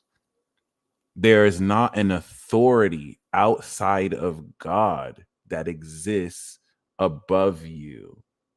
All right. And a lot of these things are cool to say. You might have been hit with the illusion that you need this false order. We need this in the advent of anarchy. But that's just a way to belittle humanity and act as if we cannot carry ourselves. All of these are a lot of fictitious myths proliferated by media to give you an imaginary dependence on government structures, all of which have been corrupt since Genesis. Okay. So I'm not necessarily telling you we need to revolt. We need to change this. No, no, no, no, no, no, no, no, no, no, no, no. That's going to happen inevitably. That's why I'm telling you this happened again before the 1700s. This is going to happen. And when it happens, I want you to remember who you are. Because as this inevitability will occur, many people are going to get hit by brainwashing, gaslighting, be told, you need us. We need to reestablish this order. Whereas the earth and universe itself is using you as a conduit to lead forth this revolution, to be a great liberator, to spread your gifts across the land and reinforce new connections and new paradigms. I used to say paradigms. Okay. Remember, you're not alone. So I feel like some of you feel like you have to do everything by yourself. You're not fucking alone. You have your role to play. Just like you are awake to these issues, other people on this planet are awake to these issues. You are not separate from each other. The spirit is connecting your minds and ideals so that you're working here, they're working there, and all of that is working together. And that's why I'm saying separation is an illusion. You can look at certain people doing things against you, and it could look to you that that's against you. That's all part of the plan. There's certain things that they may not even realize are backfiring against themselves. Okay. In an effort for the higher ultimate underlying reality. And here's the thing. You are not a third dimensional being. Your avatar, your physical human form takes place in 3D. But just like a 2D figure cannot see a 3D figure, they can only see the 2D part. You as a 3D, you in 3D are sensing beyond the 3D outside of your physical senses. In order to perceive beyond the 3D, you can't use your physical senses. And you've been taught that's all you have. You're awakening beyond that to recognize how to see or perceive facets beyond just the duality of this third dimension. and the vocabulary that comes with the two, how to speak on it. Okay, everyone has a necessary role and nobody stays the same. Certain people who used to be an enemy could be a friend. Certain people who used to be a friend could be an enemy. We are so much more than a vessel. So you're getting ready to move forward and take, okay, all of what you've applied to lead forth in this revolution. And remember, we're merely just sowing the seeds. Once the North Node enters Pisces 2025 on Saturn and Neptune, if 2023 was the beginning of the end of the world, 2025 is the end of the world, guys. So that means 2024 is the experience of watching the world end from the beginning of the end of the world to the end of the world. 2025, moving into the new world order. All right. New world, Saturn, Aries. New Aries, world, Saturn. World order, Saturn. New Aries, Saturn, Aries. New world order. Last Saturn in Aries was like 95, 97. And before that, like the 70s, late 60s. That doesn't mean that there's a new world order every 30 years, even though there is. But with Neptune and then with Pluto, this is bringing a new world order that's both 165 and 248 years in the making, and even beyond that, All right. So that being said, I'm going to talk about the next 2 weeks from full moon to new moon, and I'm going to talk about the activation of this new moon cycle. Remember, we're merely just sowing the seeds. All right. Dax, don't sleep on Dax, Aries, all you Saturn Pisces, you guys are so pivotal, as you are the bridge between Pluto Scorpio and Pluto Sag generation. So you guys that are coming of age, everyone, that's what I'm saying. Everyone born 93, 94, 95, give these motherfuckers a hug, because these motherfuckers were just forced to kind of carry some shit on their back. And like, it's hard for them to put into words how serious things are, because the older generation is like, no, you'll be okay. It's not that serious. And they're telling you it is fucking that serious. And if they feel like the facets beyond their control is on their back, don't worry. You guys are going to come into your supernatural abilities. And after the return, you'll know what to do. And that's very important, because now me saying supernatural abilities is a facet that, moving forward, once we get through, like once Pluto is fully in Aquarius and Uranus is in Gemini, saying supernatural abilities will not be met with skepticism. Like, this is the next era we're stepping into. Now saying supernatural abilities will be met with scientific literature to break down, oh, what kind of ability? And it's still just beginning to. A lot of this is like how psychology was seen as a pseudoscience. And now it's somewhat gaining more credibility and actually used, right? The major innovation of this is healing. You see Chiron? The last time Chiron was in Aries, I believe, was in the 70s. So all the people born in the 70s are coming into their Chiron return. And one of the major advents of this is going to be self-healing.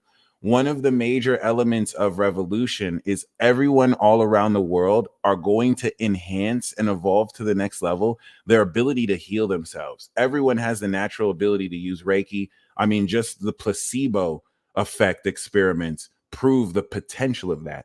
Well, what if at a much more active clarity and quality, at a collective level, more and more people are awakening this? And for those of you who heal already, you know what the fuck it is. For those of you who've spent your whole life healing people energetically, you guys were the first people to key on to the fact that the whole nature of healing is about to revolutionize and innovate itself completely.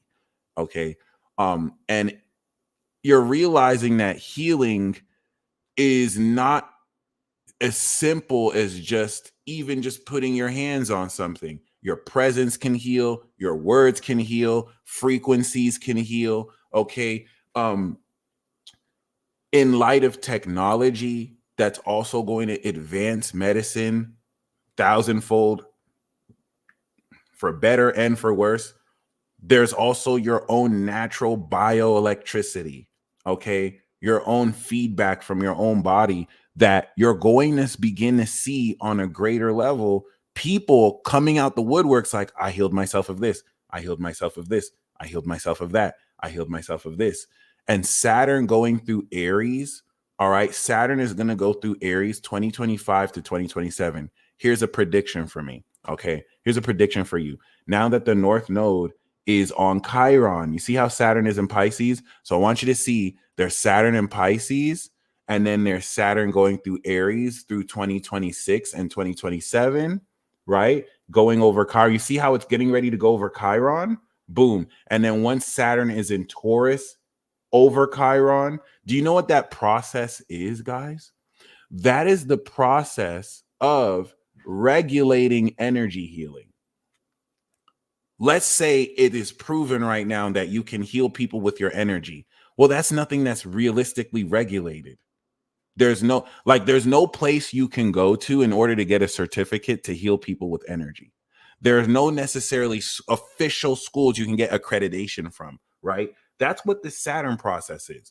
By the time Saturn comes into Taurus, Reiki healing is fully regulated. It's just beginning to be regulated. And I want you to think of how that is a concept that now people would think of, no, that's not possible. Just saying. A lot. There are medical qigong schools actually as well. So it's not like any of this is new, but you're going to see as Saturn goes through Aries, this is starting a new order to now regulate astrology, and in regulation, I don't mean in a bad way. Regulation, because when more of this realization comes out, there's going to be needed some kind of order, because not everyone's going to know, what do we do in this situation? What do we do in this situation? What do we do in this situation?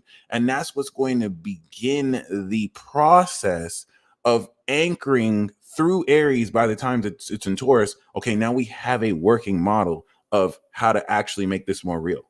Okay, as this gets stronger. And this is where you see Uranus in Taurus and Neptune in Pisces. The influence of Neptune and Uranus is what's going to take science fiction, fantasy concepts and ground them in reality. Like, it's no longer fiction, because we've been demystified, because we've been able to explain more practically how this works. Where it was always explainable, we were just using the wrong language. We were caught up in semantic battles over how it is we perceive what.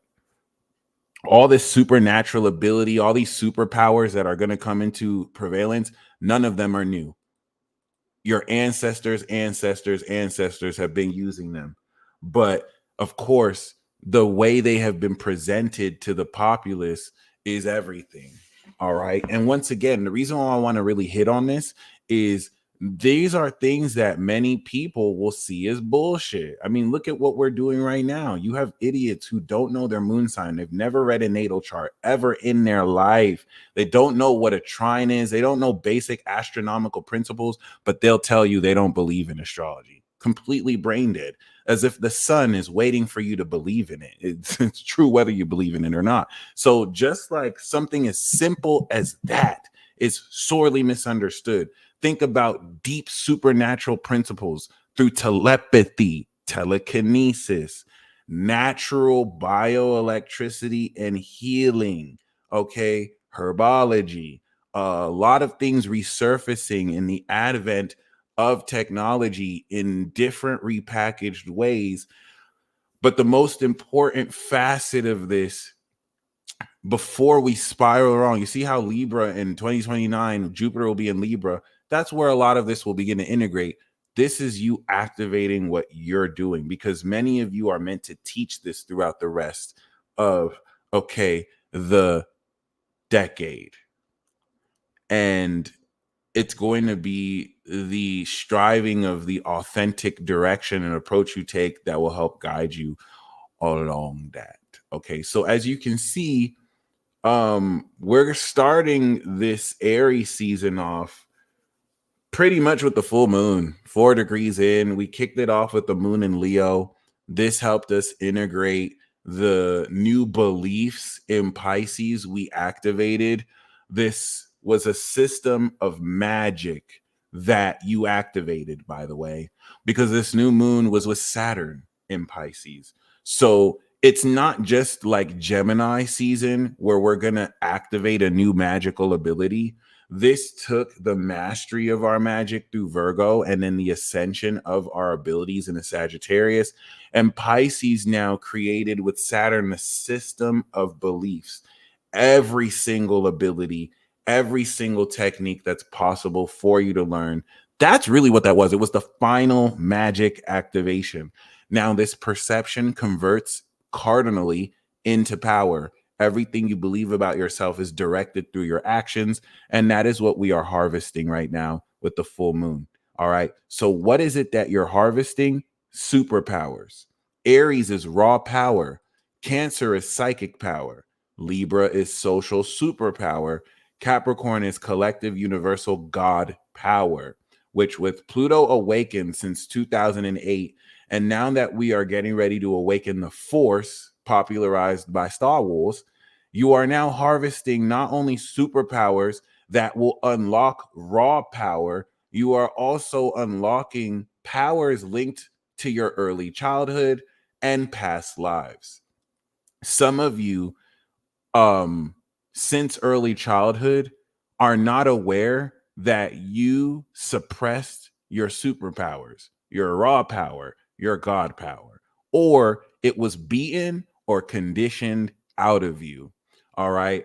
You'll know because over the next 2 weeks, bam, old habits and patterns just resurface in order for you to forcibly integrate. And thankfully, everything we've been awakening over the past decade, you are unlocking in 2 short weeks.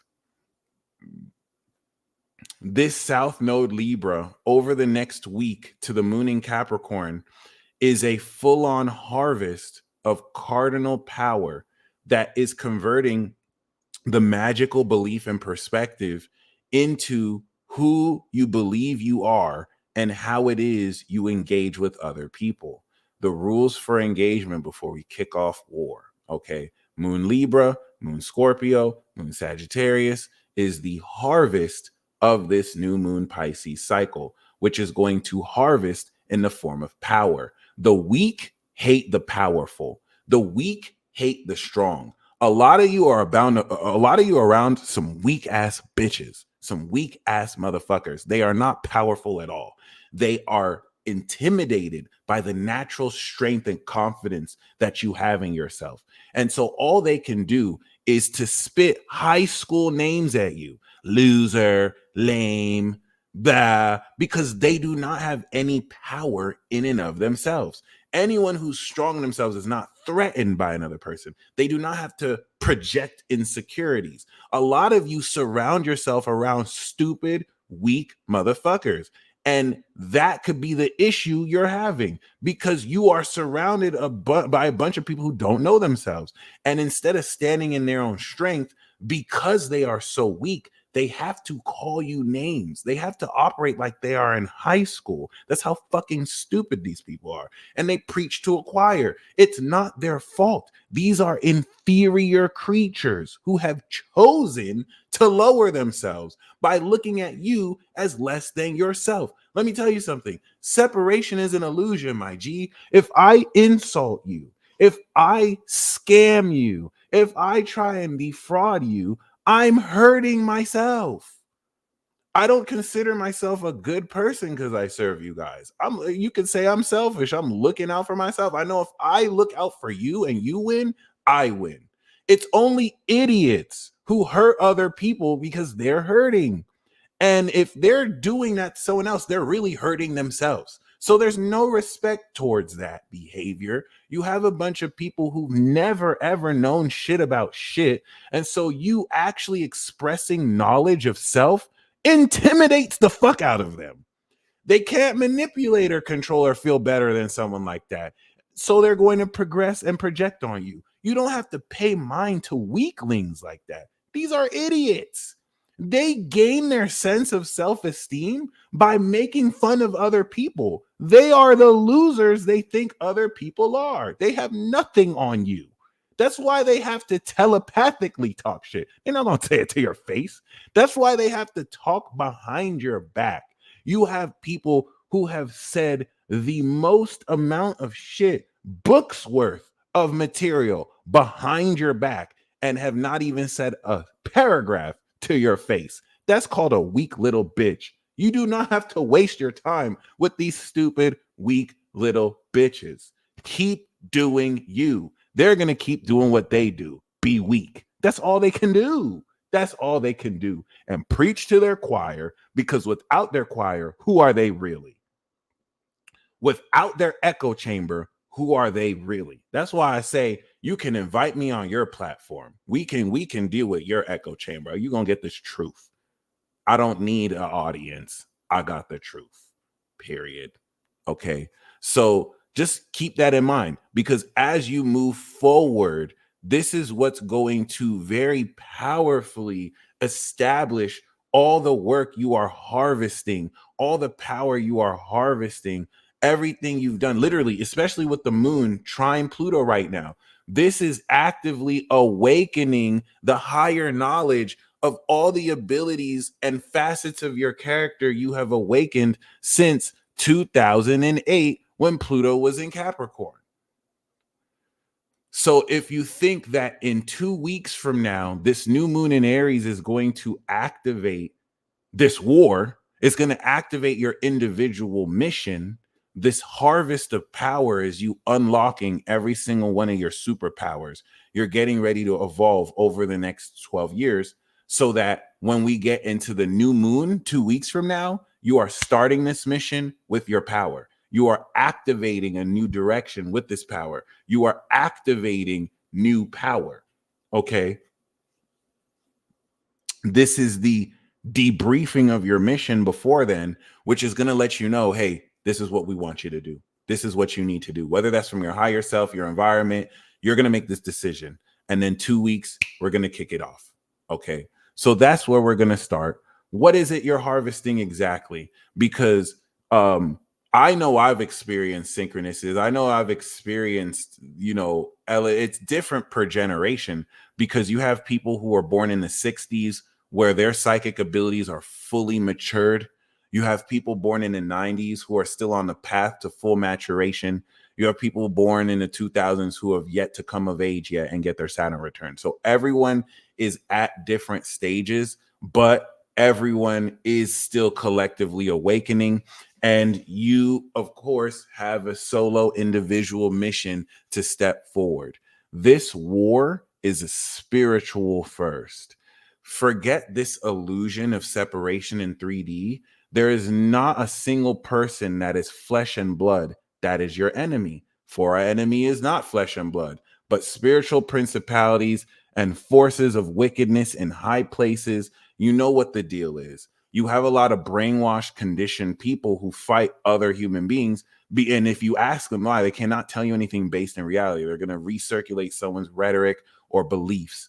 Okay, just letting you know. So with that being said, this is going to unlock the true mission for you as you represent a facet of humanity that is still confused, mutilating its own body. All right.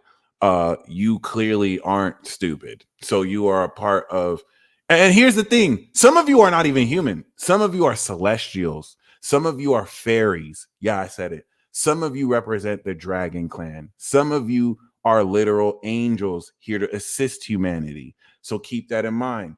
You'll know that this applies to you because you're wanting to interfere and help with certain things. And you're wondering why you're not. For those of you wondering, why can't I help? Why can't I make a change? You're not allowed to interfere with the affairs of humankind. And this is going to be an Aries season that helps accept facets of yourself you were never able to accept because you were never taught it. And except you have your own unique way of saying this. Many of you may not accept that you're not meant to interfere with mortal human affairs. And this is why many of you are like, you'll know because you actively try to and you get circumvented. Something happens that blocks your ability to do so. You're literally physically incapable of doing so. Our role is to assist. And I'm not telling you you're not meant to interfere. Try it. Literally try it and watch what happens. The reason why some people are able to and other people are not is a lot of these conflicts you're a part of are none of your business. You were just born in it. It's another generation who's meant to end it so that we can move forward. You have your role to play. I'm not saying to do nothing. There is something to do. But for those of you who are wondering why you are not able to get access to certain, it's not your business. People are supposed to come to you to get assistance. Your wisdom is beyond what most people are dealing with. This enables you to be more of an objective influence. Some of you are meant to be a part of this. You are being directed through into these conflicts. Everyone has their role to play. And in order to understand what that role is, you have to understand who you are. Welcome to Aries season. The last time the North Node was in Aries was 20 years ago. So this is a whole new period. All right. And you are getting ready through the actions you take relative to this war arc. This war arc is going to produce heroes of war. You're going to see people rise up and do exploits because they know the God they serve. Okay, a lot of people do not worship the same God, and by their fruit ye shall know them. This isn't about arguing which God is the true God. We are going to see through people's actions, period. All these things that people have been saying they believe, Saturn in Pisces is testing the integrity of your beliefs. So not just because I say, oh, I'm very good at what I do in astrology and I'm 5 stars, does that mean that I'm legit? I will be tested myself, and I'm gonna pass that fucking test every goddamn time. I'm waiting. That's the difference between people who have integrity and people who don't have integrity. People who have integrity are waiting to be tested. They want to be tested. Test my merit. Let me show you I got it. I'm not running away. Test it. What's up? People with no integrity are always dreading getting called out and exposed. People who are faking the funk, they don't want their diamonds tested. You know what I'm saying? Testing integrity is like testing a diamond. If I had real diamonds, yeah, test my diamonds. Test my diamonds. They're real, aren't they? If I have fake diamonds, I don't want you to test that shit. It's as simple as that. Look for people who are maintaining integrity versus look for people who are trying to cut corners. You'll literally see it that simple. So there you go.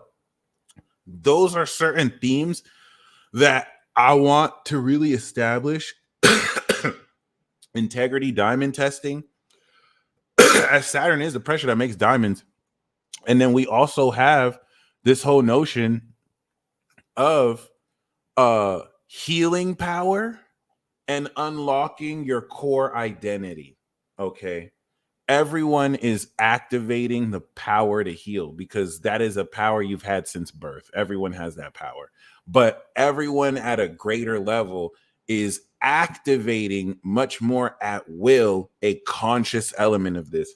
And I have to tell you, a lot of this is Chiron in the North Node in Aries, period. As soon as they cross through, that is like a very powerful theme, guys, where like you would never, the reason why energetic healing is going to be talked about and explored as more than a theory is because of this one aspect right here.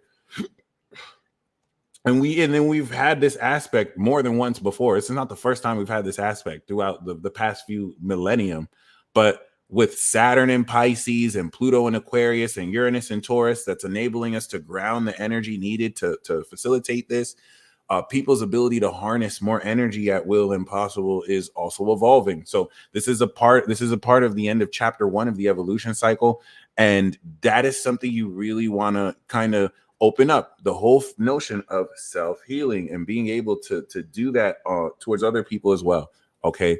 With that being said, congratulations in advance. Because if there's one thing that you will rediscover, it is the truth of who you are. And where you decide to carry and take this truth is now how it is you will sow the seeds of revolution. The revolution that, whether televised or not, is inevitable. And there is nothing that can be done to stop it. And Dr. Sandra, thank you very much. I got your live transit interpretation. For those of you who would like, no way. For those of you who would like a live reading. I will be doing live readings at the end. Please, Sandra, thank you. I got your chart. I think you ordered a reading. Let me see if I. Okay, cool. So I even have it in my thing. So I pulled your chart up right now. That being said, for any of you who'd like to join the queue, please feel free. Also, my reports right now on my website are 30% off. For those of you who are unaware, I have a 30% off report sale right now. If you go to my reports, recorded reports, let's say you get a progressed natal chart report real quick. Always make sure you select the time. A lot of people order too quickly and forget to do that. Once you add the cart, you will see the 30% sale is automatically deducted. Okay. If you've been given a discount code, it's still going to apply. So it won't stack onto it, but it will just apply regularly for those of you who have discount codes. But yeah, just letting you know, I got that on deck. For those of you who would like a report, 30% off on all reports for all of Aries season. Okay. That being said, do you know you are an infinity heir? Because you can get inundated by like please understand, current postmodern ways of assessing value are fake. Like your net worth is dependent on assets and facets of monetary value that is completely made up. So like it's literally no different than a video game. The way your net worth is assessed is literally like Monopoly. It is a game. It is not a real assessment of your value and worth. You are having to take a part of a system of rules and structure with which you take a part of. And within that system, you can build a net worth and value. But that is not a true reflection of your value. What do I mean by that? You have a lot of people who don't have a net worth of up to $10,000 to their name, and they may even have debt. All right. That is not a reflection of, like, no person is worth a dollar amount. Do you feel me? And once again, you have people who are born into this system. That's all they know. You start talking this to them, they're like, what, do you think you're so woke? And I'm just telling you the truth, facts. Like, it's hard to really convince to certain people whose identity is built upon a false sense of worth and wealth, where without designer clothes, and these are some of the same people who say money doesn't matter, but like, if they have to give away all their designer and wealth, they're not going to be able to do that, because it's very difficult for a rich man to enter the kingdom of heaven, period. So with that, and you need to have the heart of a child to enter the kingdom of heaven. So personally, you have people who are just so stuck towards like, so much elements of society are fake. Even the love and the hate is fake. Okay. So just really keep that in mind. In this world, you have people who, if we were playing Monopoly and I beat you in that Monopoly game, I got Park Place, I got Boardwalk, I have like all the Monopoly money. If outside the game, I start acting like I have all this money, you guys are beneath me. You don't nearly have my money. You will look at me like I'm fucking crazy. You will look at me like I am crazy, because I am flexing my Monopoly money over you. Okay.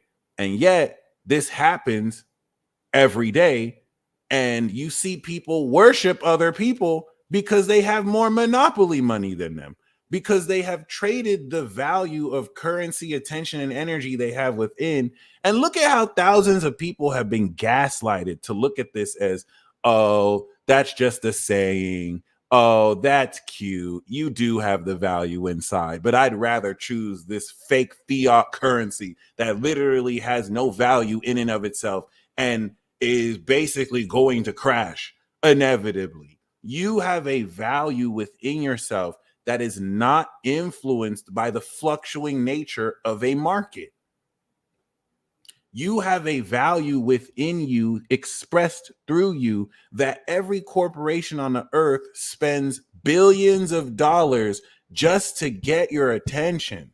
We know you're valuable. If you had no value to you, corporations would not spend billions of dollars just to get your attention, to play recurring ads over and over, to lie to you, to convince you that you need their product. It's the oldest grift known to mankind. Okay. Marketing. Boom. Which I'm not saying marketing is bad. Good marketing is super effective. It doesn't have to be attached towards buying a product. But let's just be completely honest. And it is sad that in today's day and age, okay, you could be seen as like too woke or lame for recognizing the value you have that is eternal and unseen versus the treasures that people, you have people literally going out of their way to slave just to get a new car, just to get to a certain social status, just to gain certain accolades that will not even go with them when they die. It is the illusion of pride and hubris, the whole notion that I need to make a name for myself. You do not come here to make a fucking name for yourself. That is a concept that was created based off of people who teach you to make everything about yourself. It is an inherently narcissistic concept. These are people who don't believe in an afterlife, by the way. Okay, personally, not to say that every culture hasn't had their sense of, oh, let me leave this behind or leave that behind. That is a false concept, period.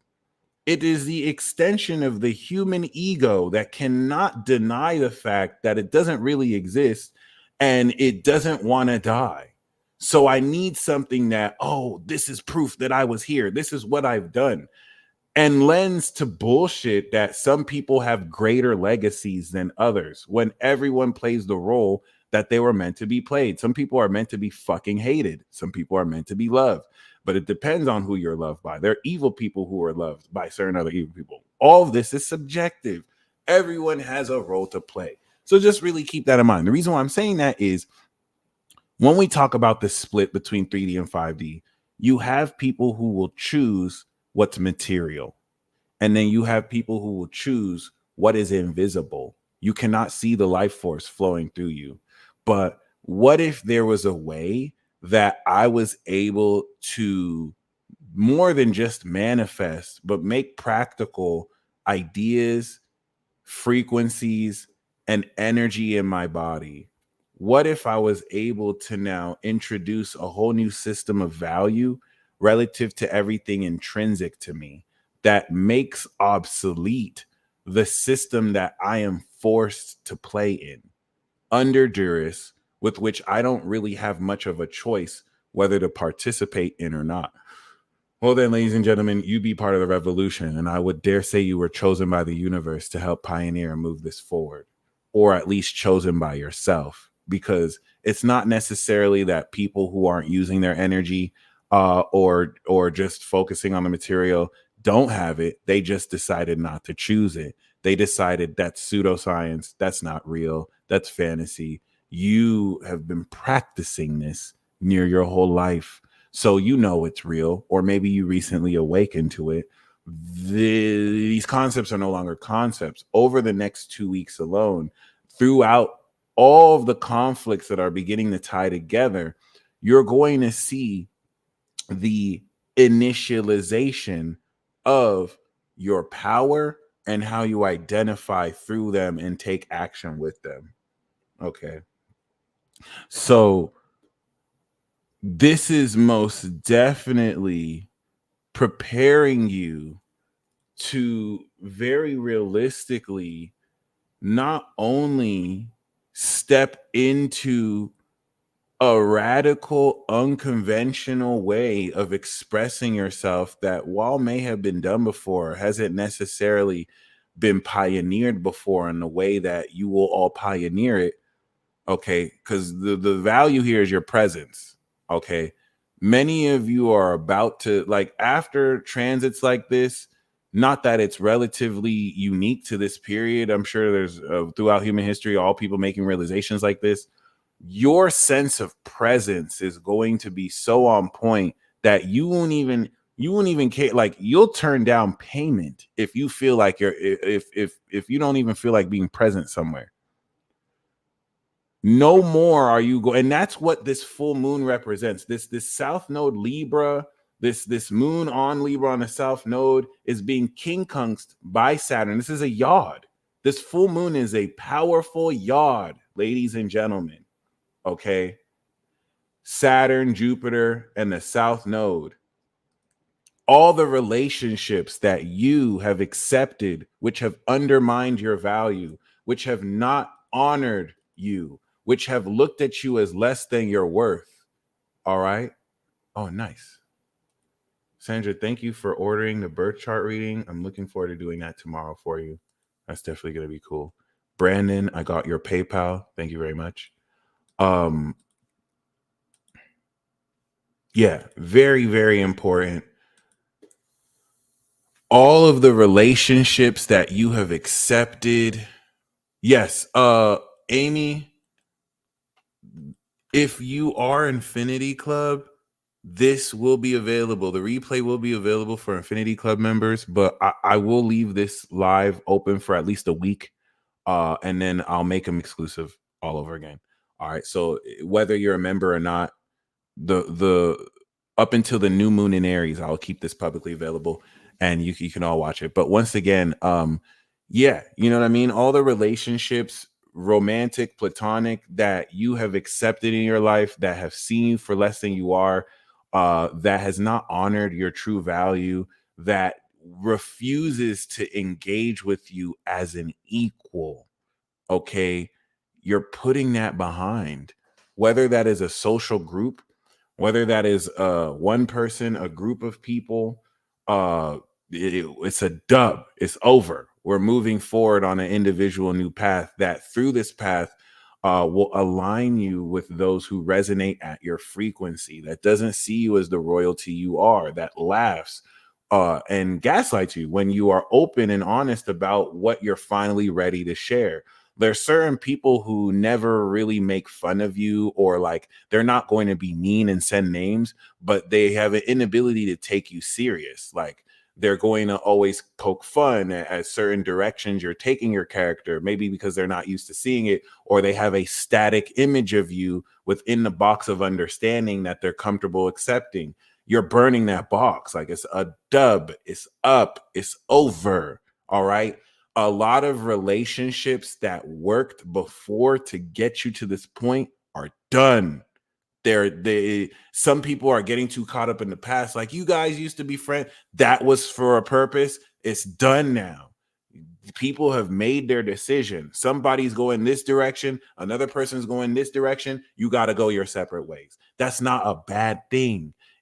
People just are afraid of change. People kind of expect things to be the same way over and over. The only thing constant in life is change. So wanting the same thing to happen is no different from doing the same thing over and over, expecting different results. You're insane. Okay. So with that being said, this 2-week process is one, getting ready to unlock and help you understand what you're leaving behind as you are harvesting the totality of this power. What this is also going to do for many of you is also sow the seeds for karmic relationships you're destined to step into, or relationships sponsored by destiny that you're going to knowingly or unknowingly develop before you move forward. What do I mean by this? Yeah, this is an individual mission, but okay, some of you are meant to do this with other people, in that it's still an individual mission, but just like you're going through your individual mission, you're partnered with someone else doing their individual mission that will tie into yours. And this is where, over the next 2 weeks, through this nodal eclipse space, you are getting ready to move forward with new people. Some of these people could be people for years you've known as an acquaintance, And now you're much closer. Others of these people could have been straight ops that you've been beefing with or been angry with for a minute, and now you're cool. And not because you like each other, but because you have to work together. And this might now engender more of an appreciation for each other. For others of you, these could be entirely new people that you're getting ready to move forward as a facet of yourself. What this is going to also exhibit is how much more powerful you are, how much less those who try to undermine your character are able to undermine your character because you have removed their ability to influence or manipulate you. This is what's going to send also secret agents who are geared towards changing the path you walk on to, of course, get at you. And y'all know who they are. Okay. And when I say secret agents, I'm not talking about a specific person. I'm talking about a concept and an ideology that can influence people. So it doesn't have to be one person. It could be anybody. What do I mean? Anybody who tries to knock you off your path is an agent against you. That doesn't have to be just someone down the street. That could be your mama. That could be your aunt and uncle. That could be your teacher. It could be your own children. Okay. It depends. And that could be the role that they're meant to play. So that's where I'm saying, just because of that alone doesn't mean that it's good or bad. You might be meant to be challenged in that way. Through going through the experience, you'll see. But with that being said, the next week ahead, starting from now, like literally over the next few hours, you are quite literally getting debriefed as the moon comes over the north node, the south pause, as the moon transits over the south node. Okay. So with that being said, this is a classic balanced Libra understanding moon of the destiny mission being unlocked, south node, and the way your awareness of who you identify as, sun and Aries, is balanced by your feeling of who other people are. Word, I feel you on that. I feel you on that. So with that being said, feeling with the moon in Libra, the full moon in Libra is literally like a showcasing. It's like you're getting ready to perform and introduce yourself to a panel of people. The way that you balance who you are relative to understanding the social environments enable you to complete your, I say it because it's kind of funny. This shit is kind of silly. I just kind of silly.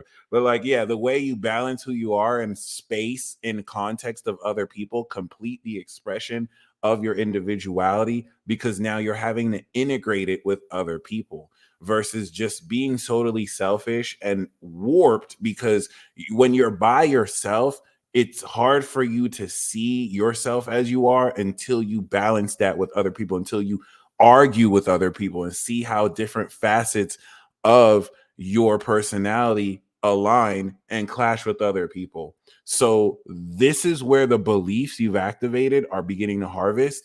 And the way this is going to harvest is in quite literally unlocking supernatural power with which we've been awakening. But yeah, that's how we kick off the full moon. It's a part of this yod. This yod is going to help you feel the social context relative to how it'll transform the reinforcing of your beliefs and be transformed by the strengthening of your natural values and what you stand on. Why is this very important? The moon in Libra, let me tell you something. This week ahead is going to be chaos before we step into more chaos. This is it. This is it. This next 2 weeks is some of the most important 2 weeks leading up into the new moon. And it's going to reveal the character of everyone in your life. This is where people are kind of forced to make decisions relative to how passionate and high strung people are and not in their right mind. being emotionally driven to just pour their emotions on people, even though they could get slapped in the face. You feel me? So just keep that in mind, because this is what's going to influence quite greatly a whole lot of how it is you form the relationships you will be forming. And when you know this is preparing you for war and to take that individual direction, when I say war, I'm not saying the World War III. I'm not saying the Civil War. All the wars you're going to see happening are part of this main war, the war over your soul, the war for the liberation of yourself and the planet outside of these false structures that limit your autonomy and sovereignty. Okay. It's something you felt your whole life and haven't been able to put into words until now. Okay. So just keep that in mind. There's no right or wrong way to do this. You just want to be authentic versus inauthentic. All right. You will see people get caught up on, oh, you're supposed to do it like this, you're supposed to do it like that. Tell them to eat a dick. It doesn't matter. All right. Be more focused on how authentic you are doing what you're doing. How to do it will come through after you establish this authenticity. So, very important. Once again, this moon in Libra is, this isn't necessarily strictly romantic. For some of you, it will be. But given that this is a relationship, 180-degree partnership aspect in the sign of partnerships and individuality, a lot of how you are going to develop your identity will be influenced by what relationships are being sponsored. So anyone who you are destined to really accomplish this individual mission with over the next 2 weeks, they're instantly going to show up in your life. And for them, to them, it's going to look like you showed up in their life. So like, even if that person comes to you, to them, it's going to look like you came to them. I know it's super weird, like circumstantial. This is that wheel of fortune energy that puts you at the right place at the right time. So no, nothing is random, regardless of phase, but especially now, this 2-week phase from South Node to New Moon. Okay.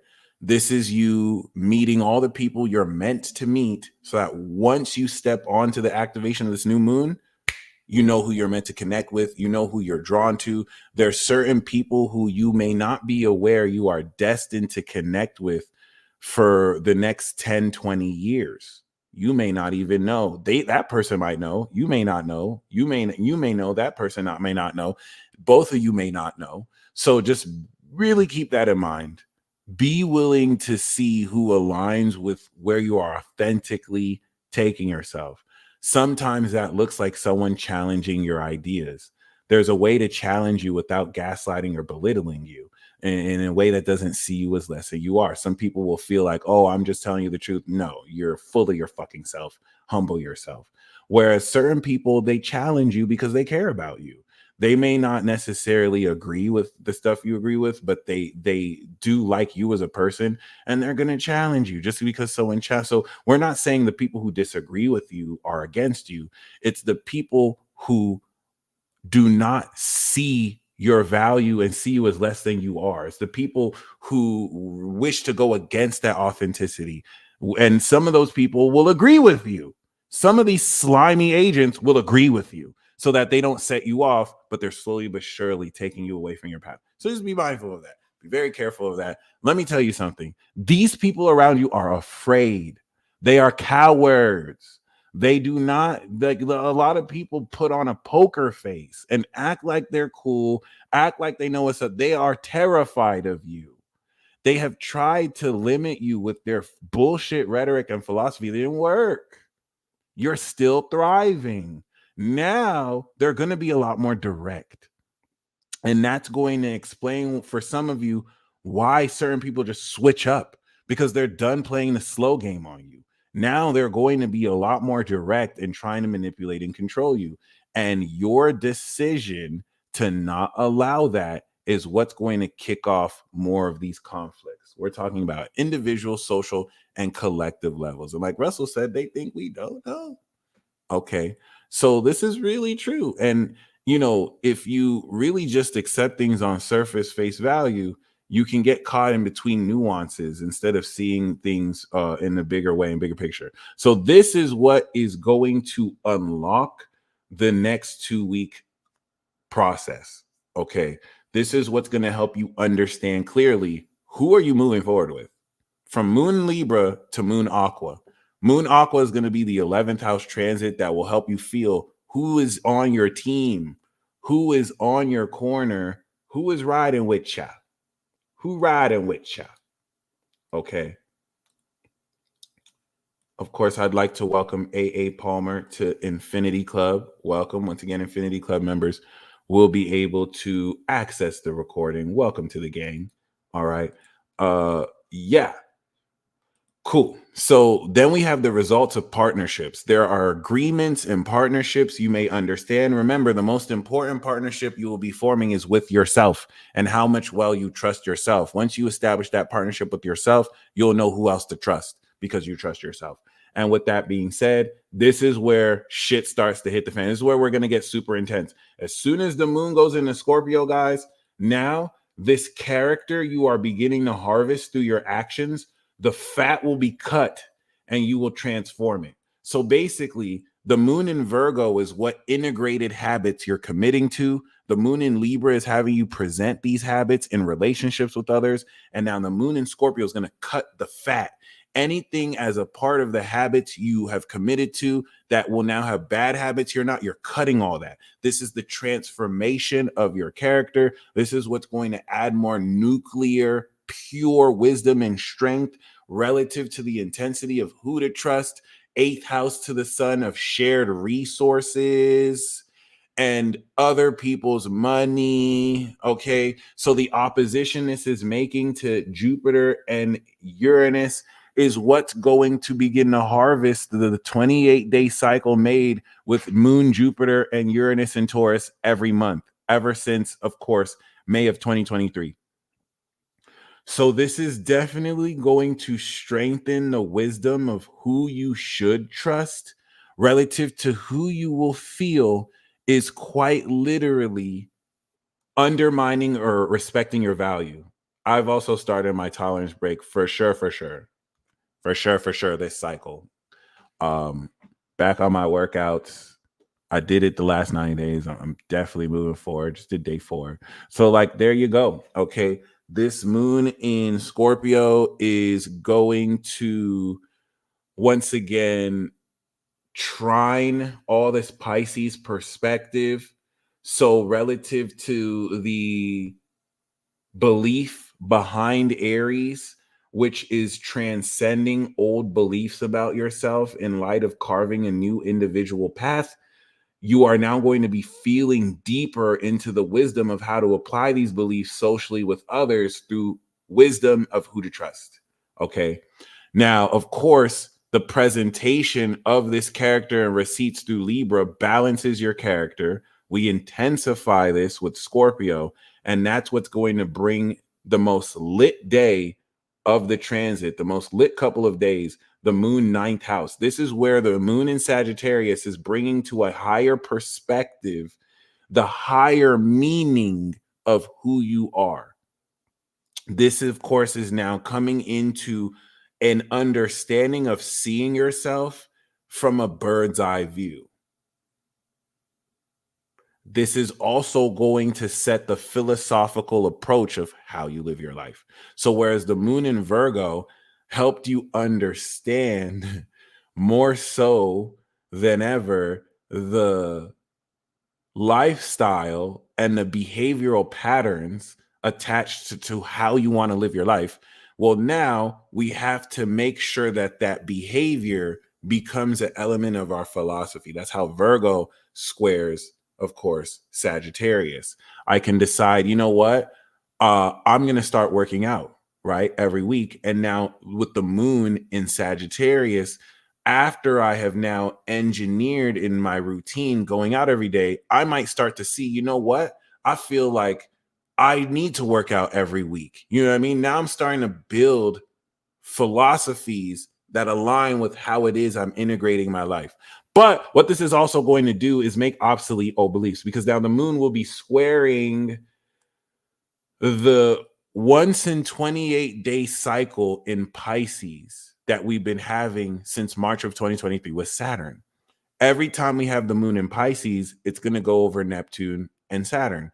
Neptune until 2025. That's when that 28-day cycle stuff will stop, because now it will happen in Aries. And it will be a power-based thing instead of a perspective-based thing. Right now, it's still perspectively based. So every time we have the moon in Sagittarius, every update of your belief, which you can see these 28-day moon cycles as software updates, where your app is like, hey, you have the next update. Boom, we just debugged a few things, we adjusted your beliefs. So every time the moon is in Sag, you come into a higher meaning of how your beliefs have adjusted, because you're seeing it now. You're seeing the higher meaning of that based off what you see. Okay, I'm going to adjust my beliefs. I'm going to reinforce these beliefs. Cool. So that's very important, because previously to the Pisces season before, this is now a direct application of these beliefs and seeing how well they apply in your actions. Okay.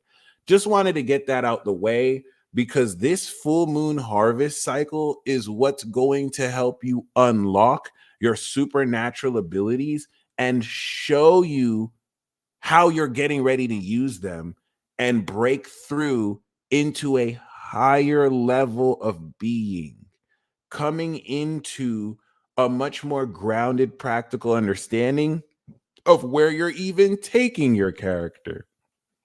So that, of course, is going to be the completion of this transit, with the moon not only going 10th house. This is the 270-degree angle where at this point, we've completed the harvest, but now Mercury is going to get ready to go retrograde right around the time Mars meets Saturn. So once the moon goes into Capricorn and Mercury is beginning to retrograde, by this point, you have harvested the power. Okay. The power we're harvesting was initially activated through Pisces magic.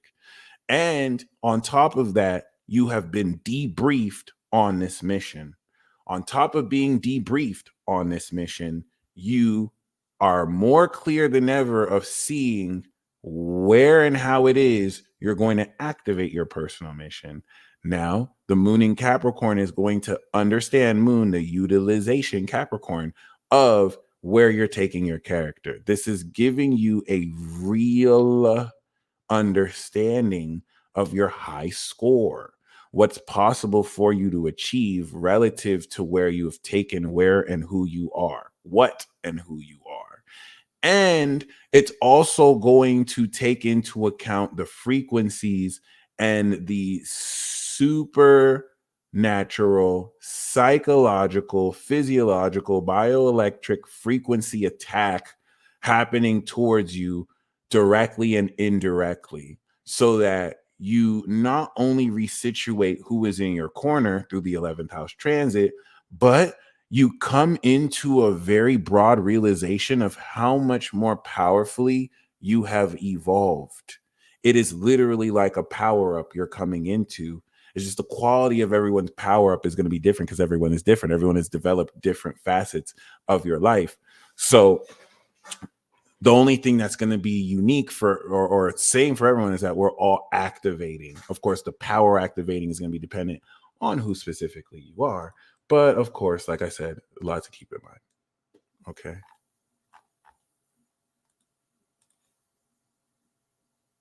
Yvette, thank you. All right, I got your chart. Thank you for sending your chart.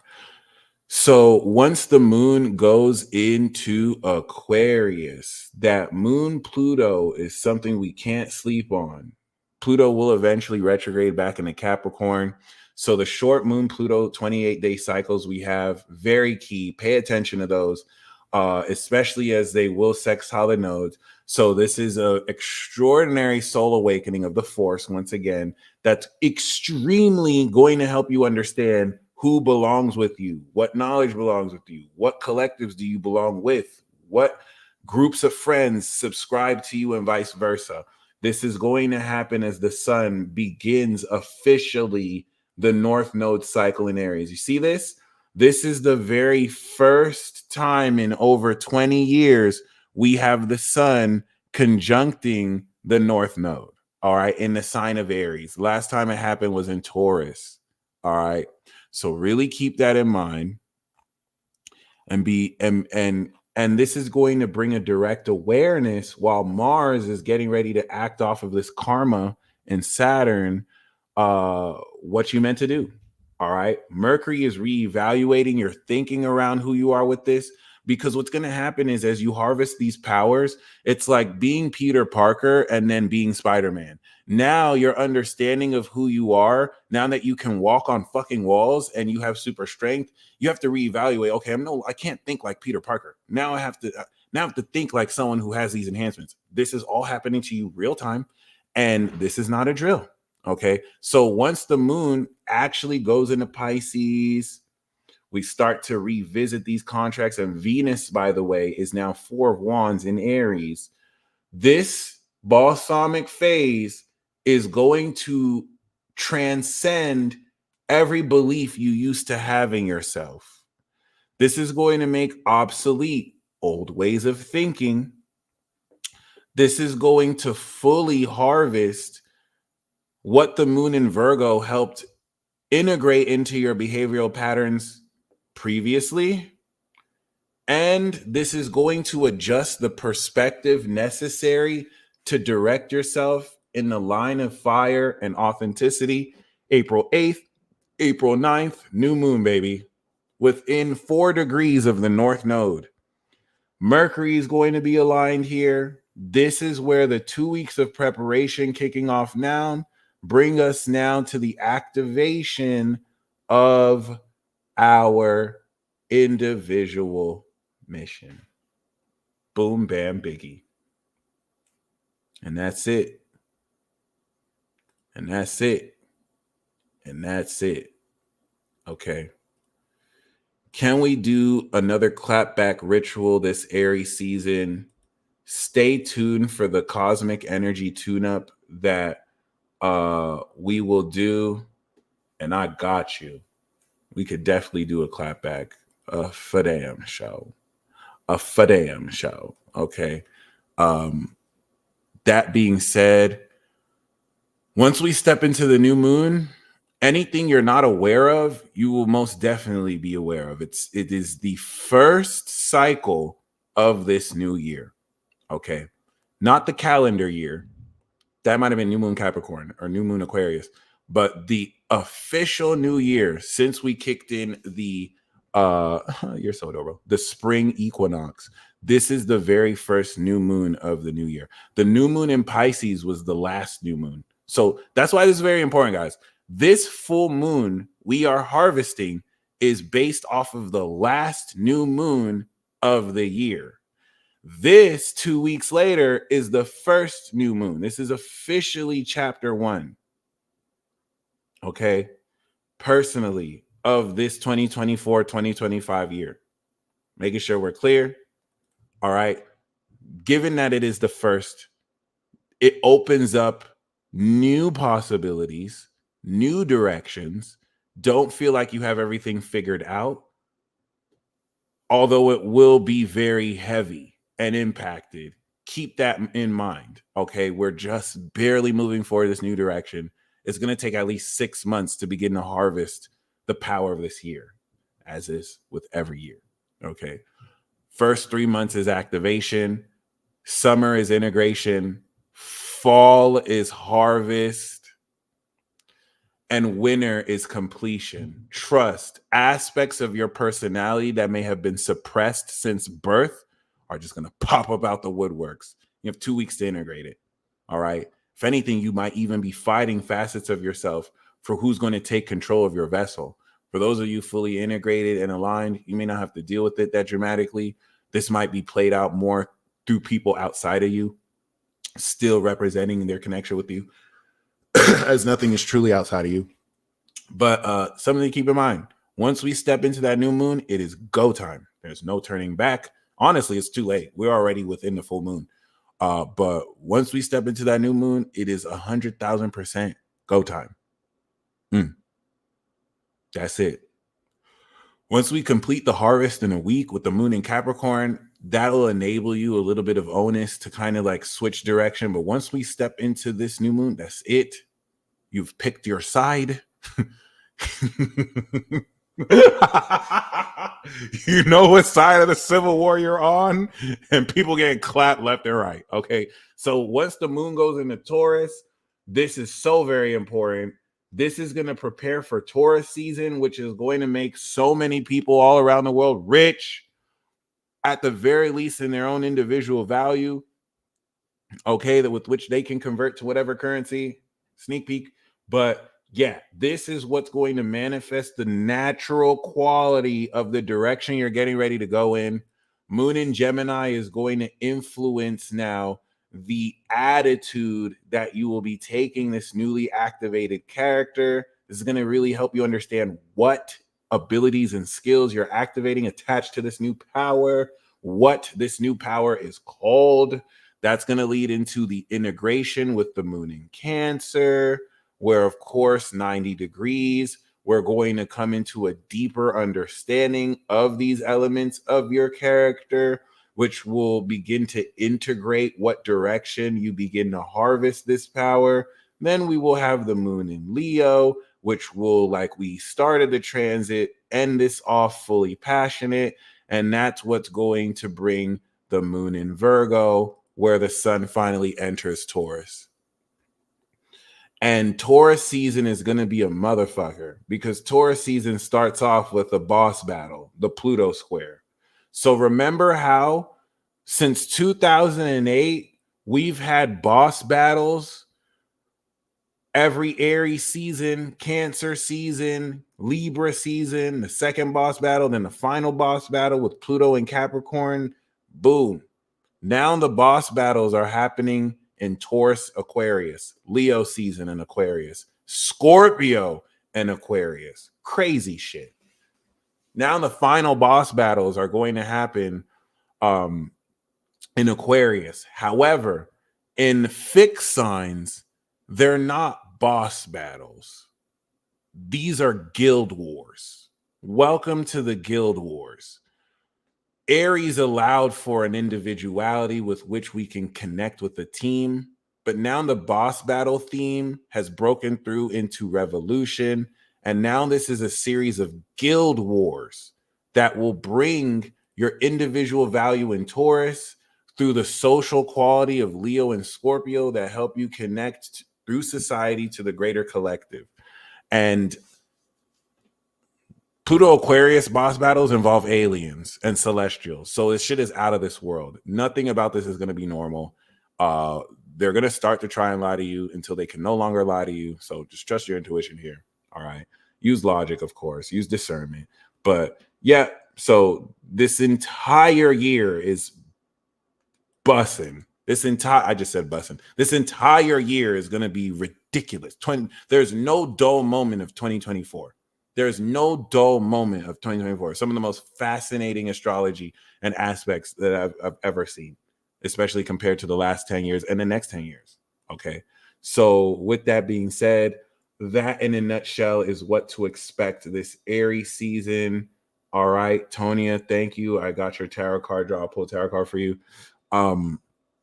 It really puts you in a position to more seriously get in gear.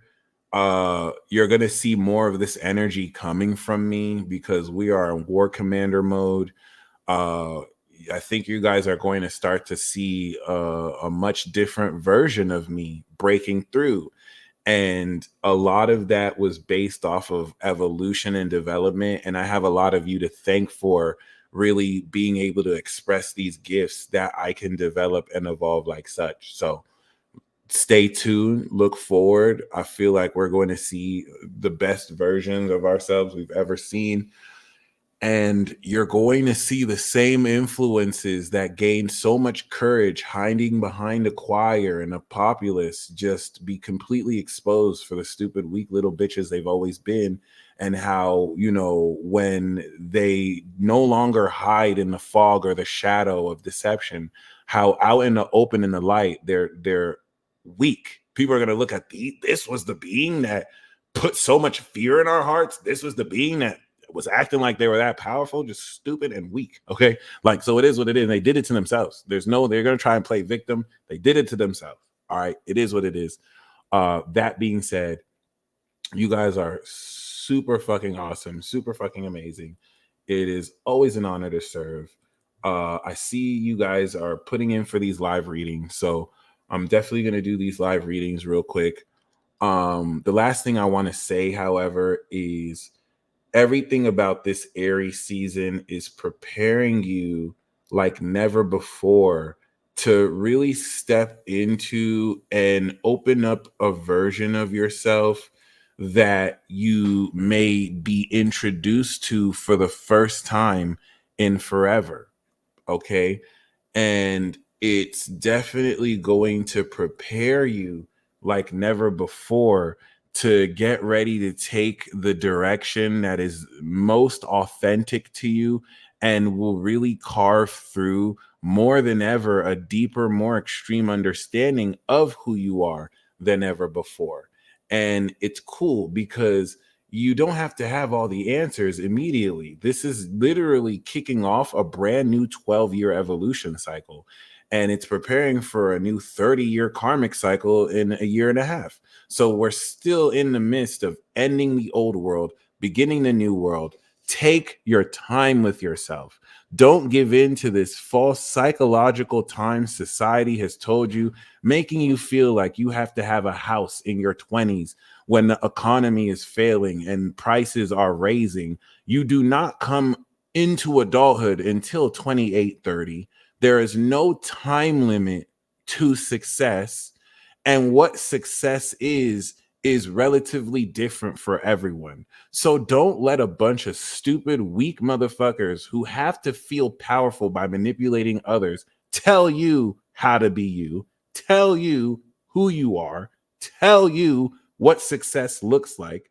Many of what you're doing trumps the success many people have. They just had to raise the goalpost for you so that they don't have to admit that you are actually doing something powerful, but you don't need their acceptance. And I think a lot of you are realizing and awakening out of that. Okay, congratulations.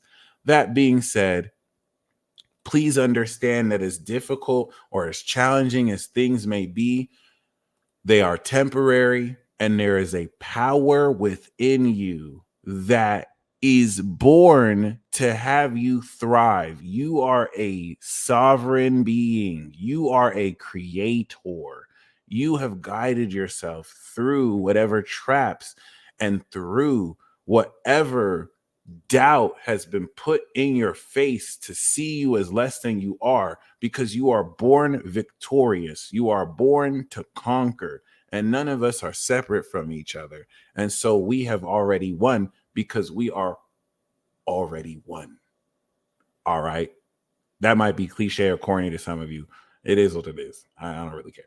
That being said, thank you for tuning in. I didn't expect to go in for 2.5 hours. It didn't even feel like that, but it's a very important message.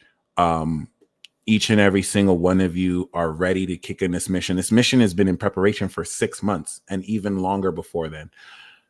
Don't waste your time arguing with people who do not satisfy the burden of proof. You have already gone on your I told you so tour. You have presented receipts and facts that you still have. And what's going to happen is, in the advent for certain people being in denial, they will ignore the receipts you pulled and still try and act like you're not on anything legit. You have provided the receipts. The burden of proof means now that you have provided proof and receipts, the burden of proof is now on these people to prove you wrong.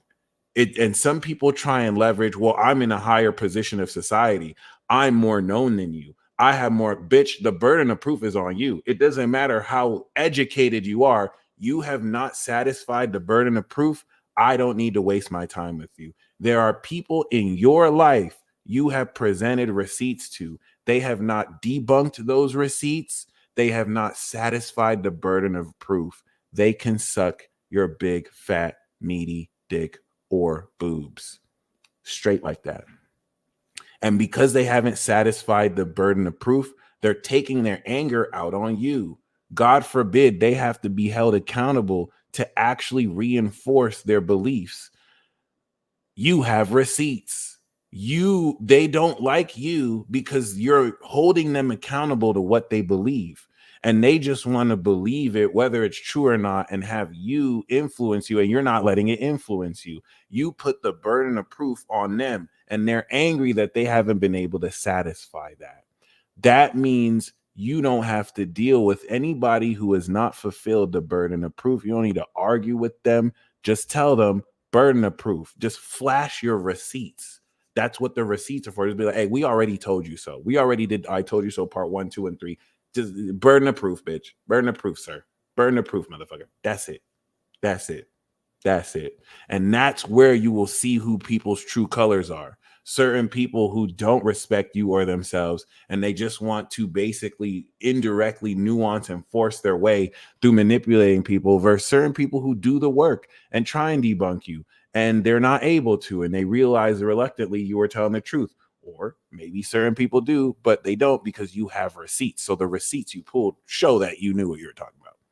For those of you who don't have receipts, you're the ones getting debunked, but you have receipts. That's why we went on the I Told You So tour, part 1, 2, and 3. It is what it is. All right. That being said, you're going to see more than ever the ignorance and arrogance of those who have lived a lie their whole life, really, and may have issues with you, who just by being authentic to yourself don't feed or give into that bullshit.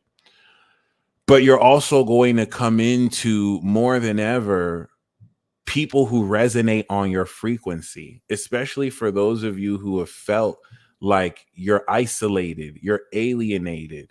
You're finally meeting people over the next 3 weeks who have been a part of your soul tribe and group beyond just this dimension and lifetime.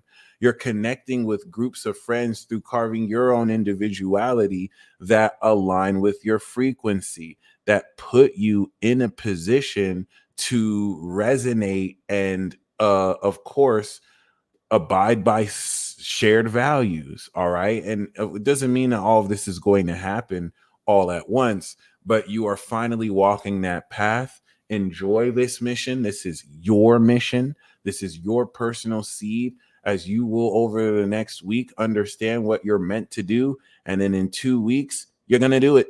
Okay. So stay focused, and you guys stay blessed. Let's see what card we can get for the collective.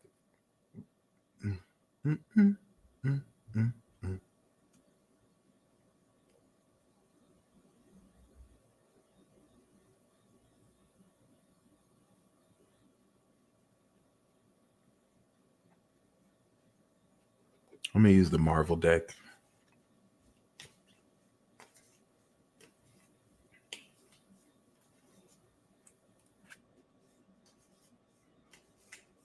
Yep, you have a lot of people in denial because it forces them to really kind of accept that the worldview they've lived their life is a lie.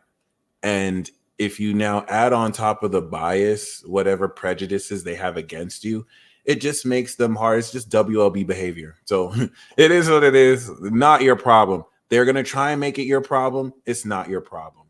And that's it. Don't take on responsibility that's not really yours. Let people do the work themselves. So what collective card do we have? Underlying theme here is the Knight of Coins. This is a Virgo energy.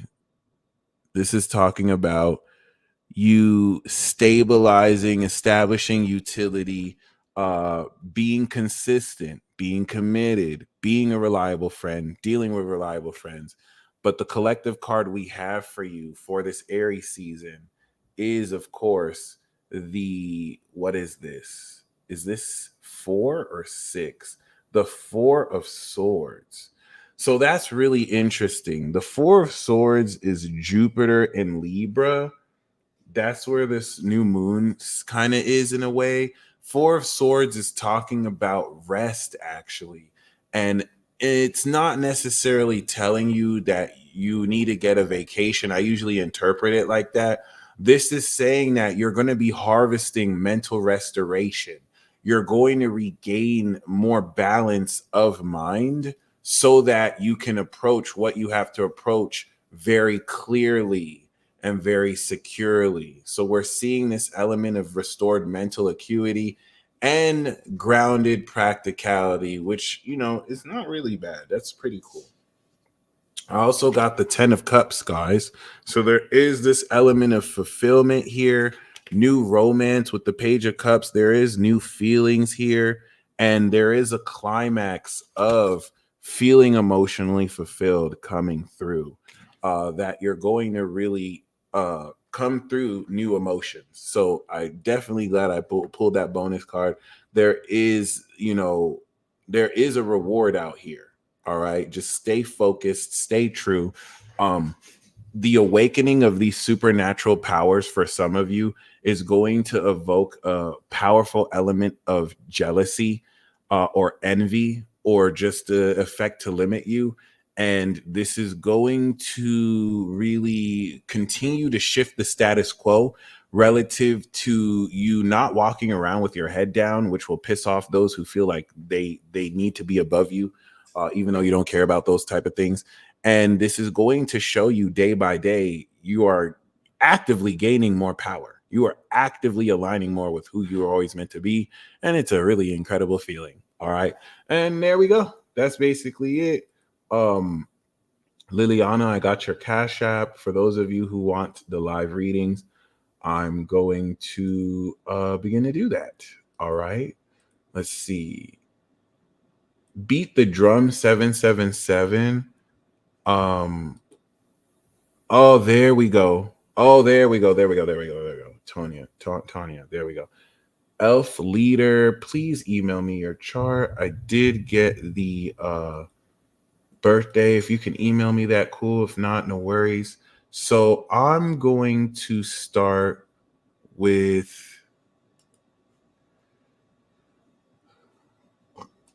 Tanya. What is the truth I need to hear right now?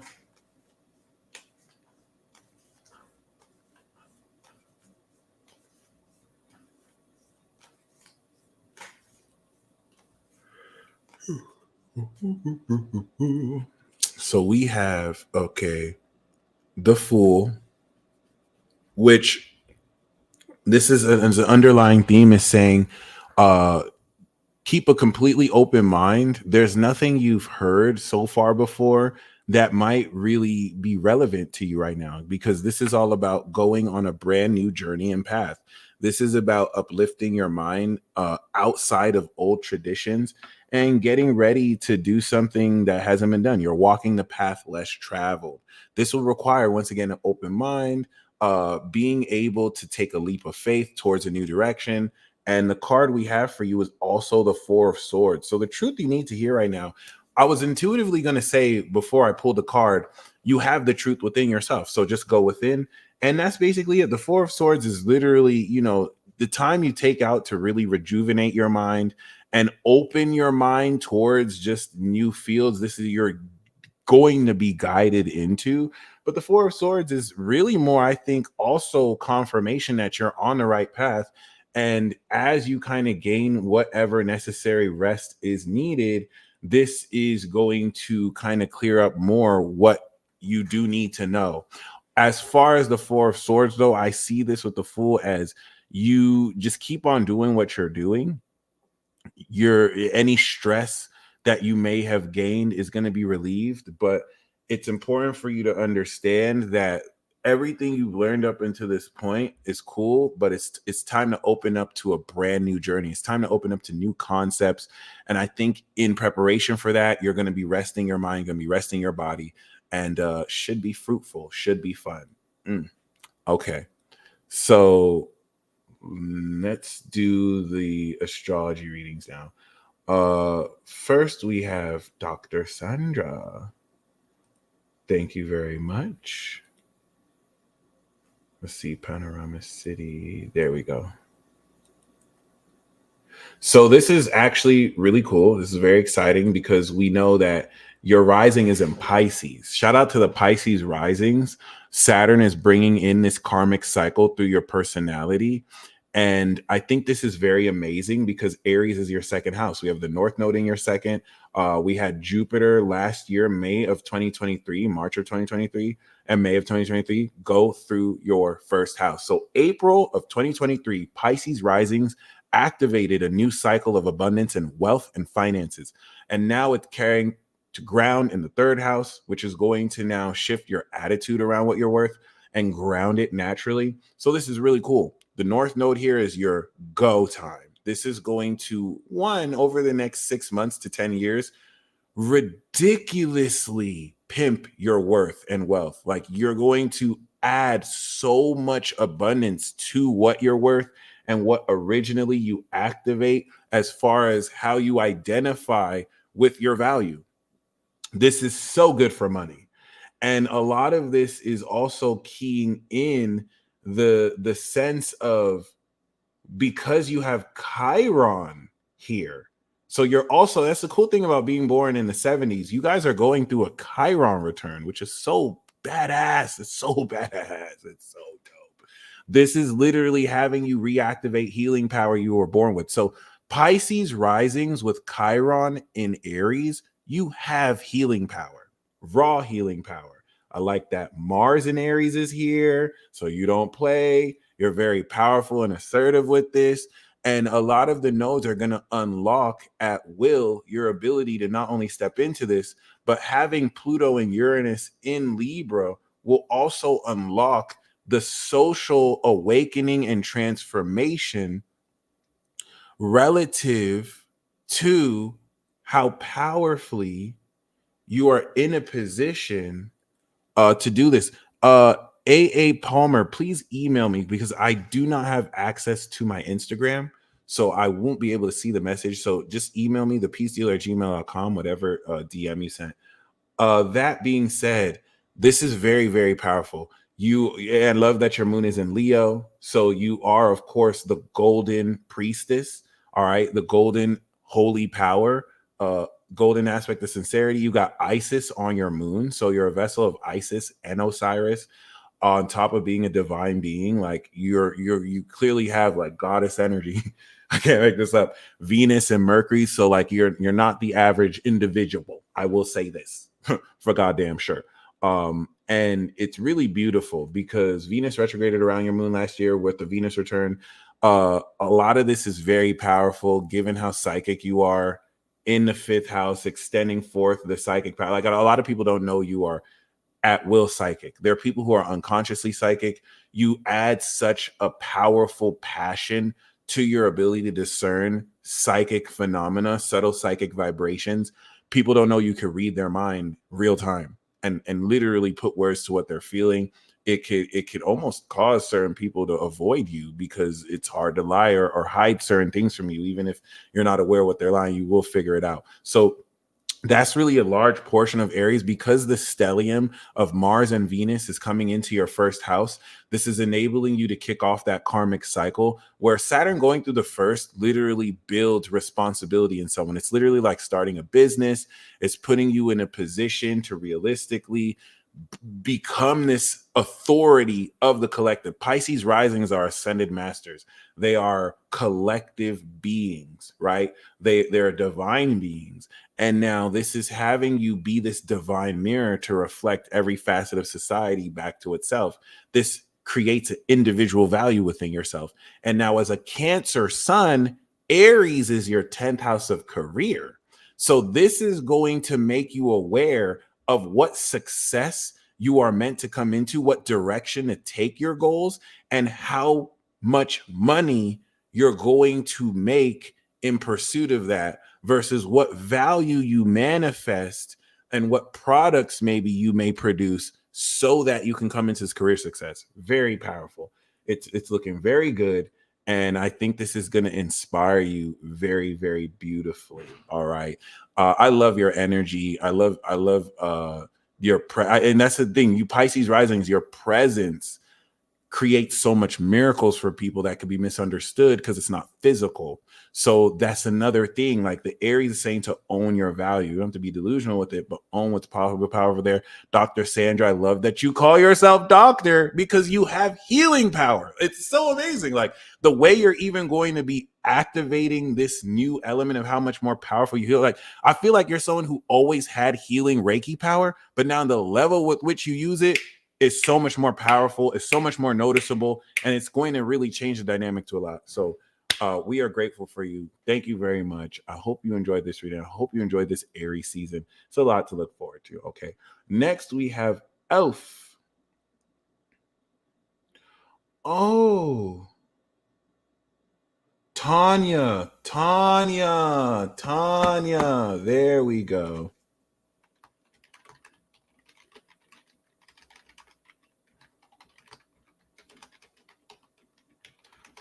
That's how you say it. All right. I was worried I was saying it wrong.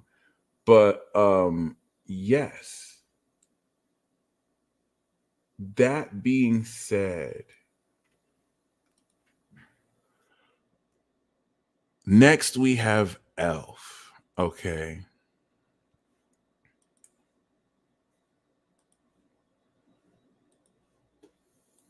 Elf leader, we know that you have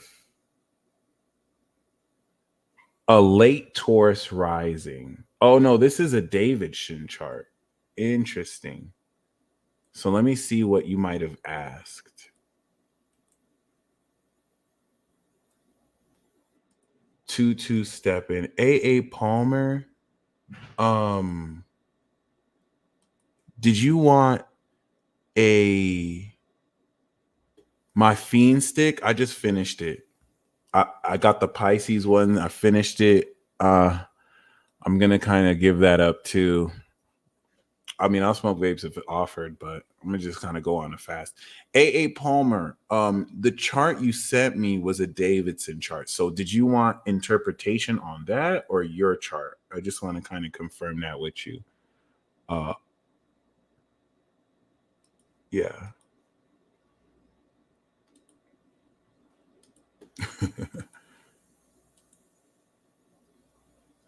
What? Okay.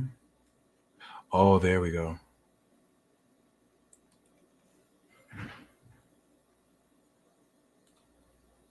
Please let me know, AA, if you sent me what you wanted me to do with that chart. I just want to make sure I'm reading the right chart. You feel me? That being said, until we hear from you, let's go next to Brandon. Let's see what we got. Brandon Walton, appreciate your support throughout the years. You're fucking awesome. I hope you've been doing well. We know that you are new gen, okay? You are part of the leaders of the new school. Every single one of you born 97, 98, 99, you guys need to pay so much attention to what's happening in the world because the rest of the world doesn't know that you guys are going to determine the fate of the rest of the universe, like the direction society takes. The rest of the world doesn't know you guys are Pluto Sagittarius is the first generation since the last time to awaken abilities at a godlike level. If you've seen the movie Chronicle, it's a bit like that, okay?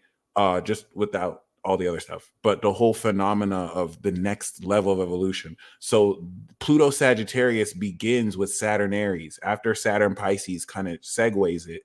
And it's very important because someone like you, Brandon, who embodies this karmic element, all right? So just like K Flock is in prison, but he also represents that new generation. You embody that karmic element of the leader of the new school. You are a gangster, fam. You embody the raw integrity of authenticity. Okay. So that's very important because this new moon in Aries is going to do a whole lot to reinitiate as an angel, by the way, because you're the natural angel, the Taurus moon, Gemini sun, the authentic during you're fully individual, bro. Aries rising, Taurus moon, Gemini sun means that you are naturally a true individual. You are all individual. Okay. So with that being said, you are establishing the direction you will be taking your character. And this is in preparation for your Saturn return.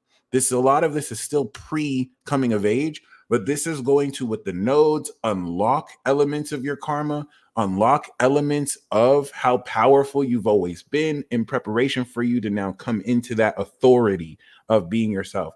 The Chiron in Libra is going to unlock what needs to be balanced in order to heal vulnerabilities moving forward with other people.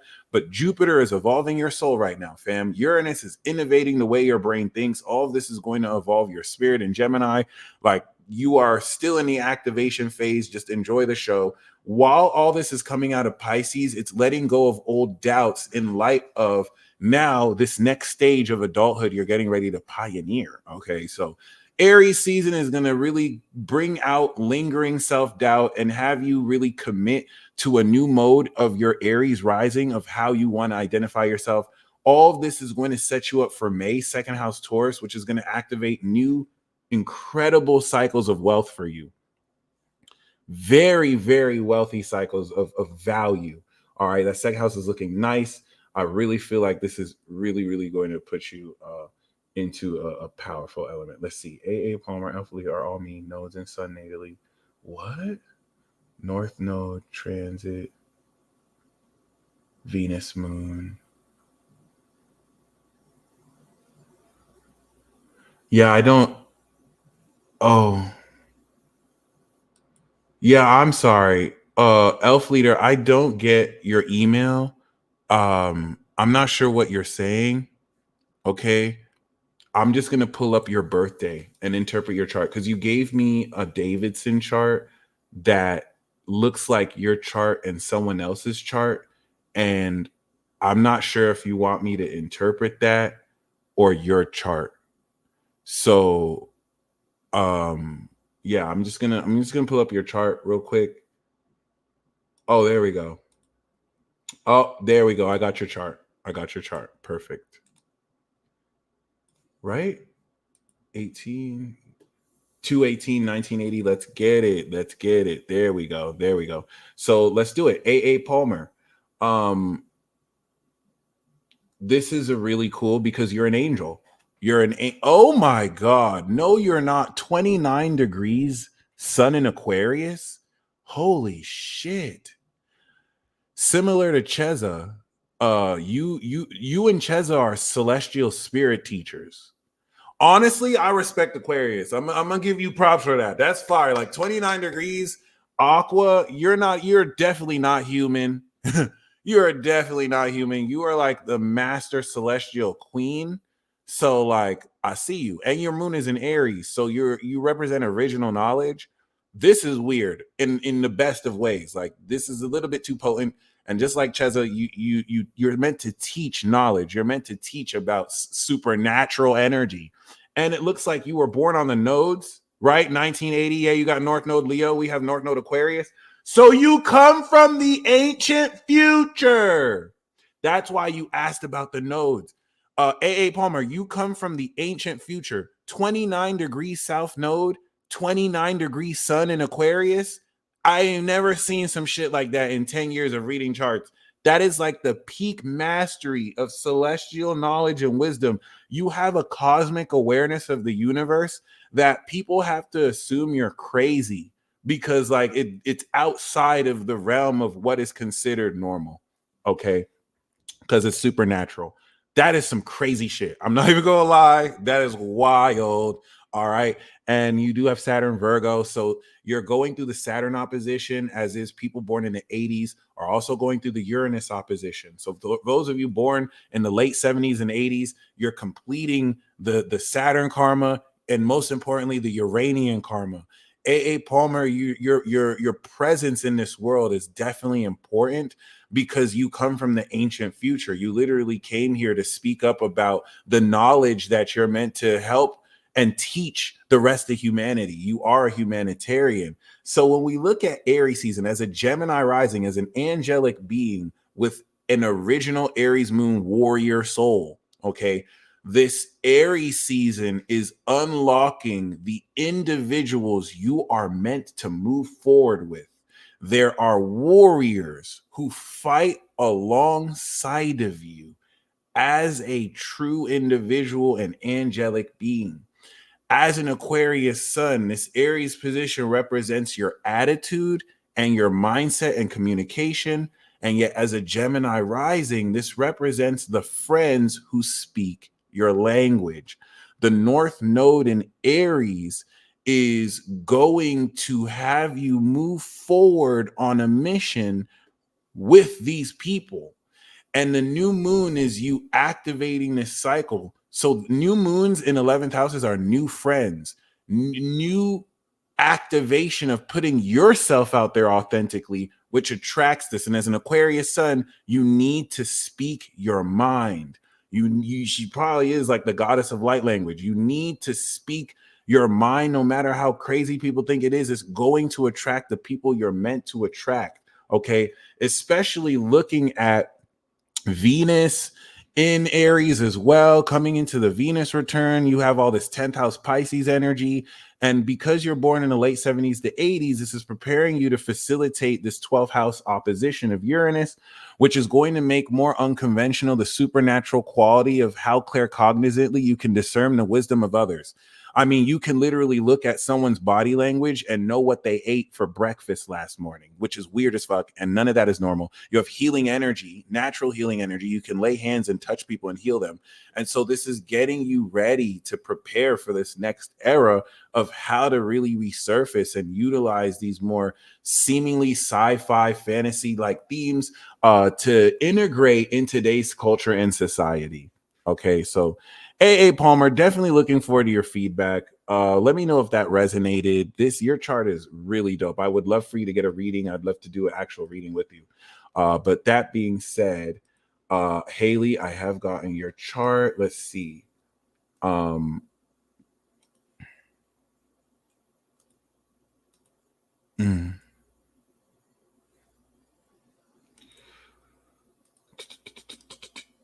Okay, so the Hypno Fairy, much appreciated.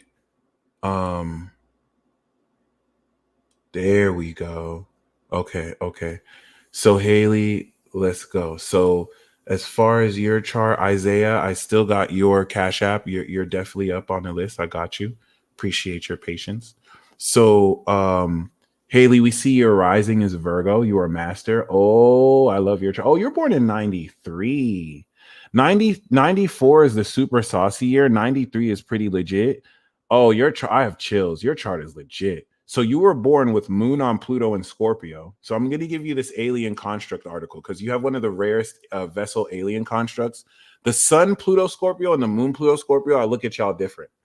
Because y'all are legit. That's all I'm about to say. You know, some of y'all are evil as hell. Some of you are pure as hell. Okay, so either way, it's hell underworld. But other than that, you represent pure divinity. So make sure we're clear right off the bat. Virgo rising, social personality. You are the embodiment of perfection. Jupiter is in your second house. You stay with money, and you are divinity expressed for other people.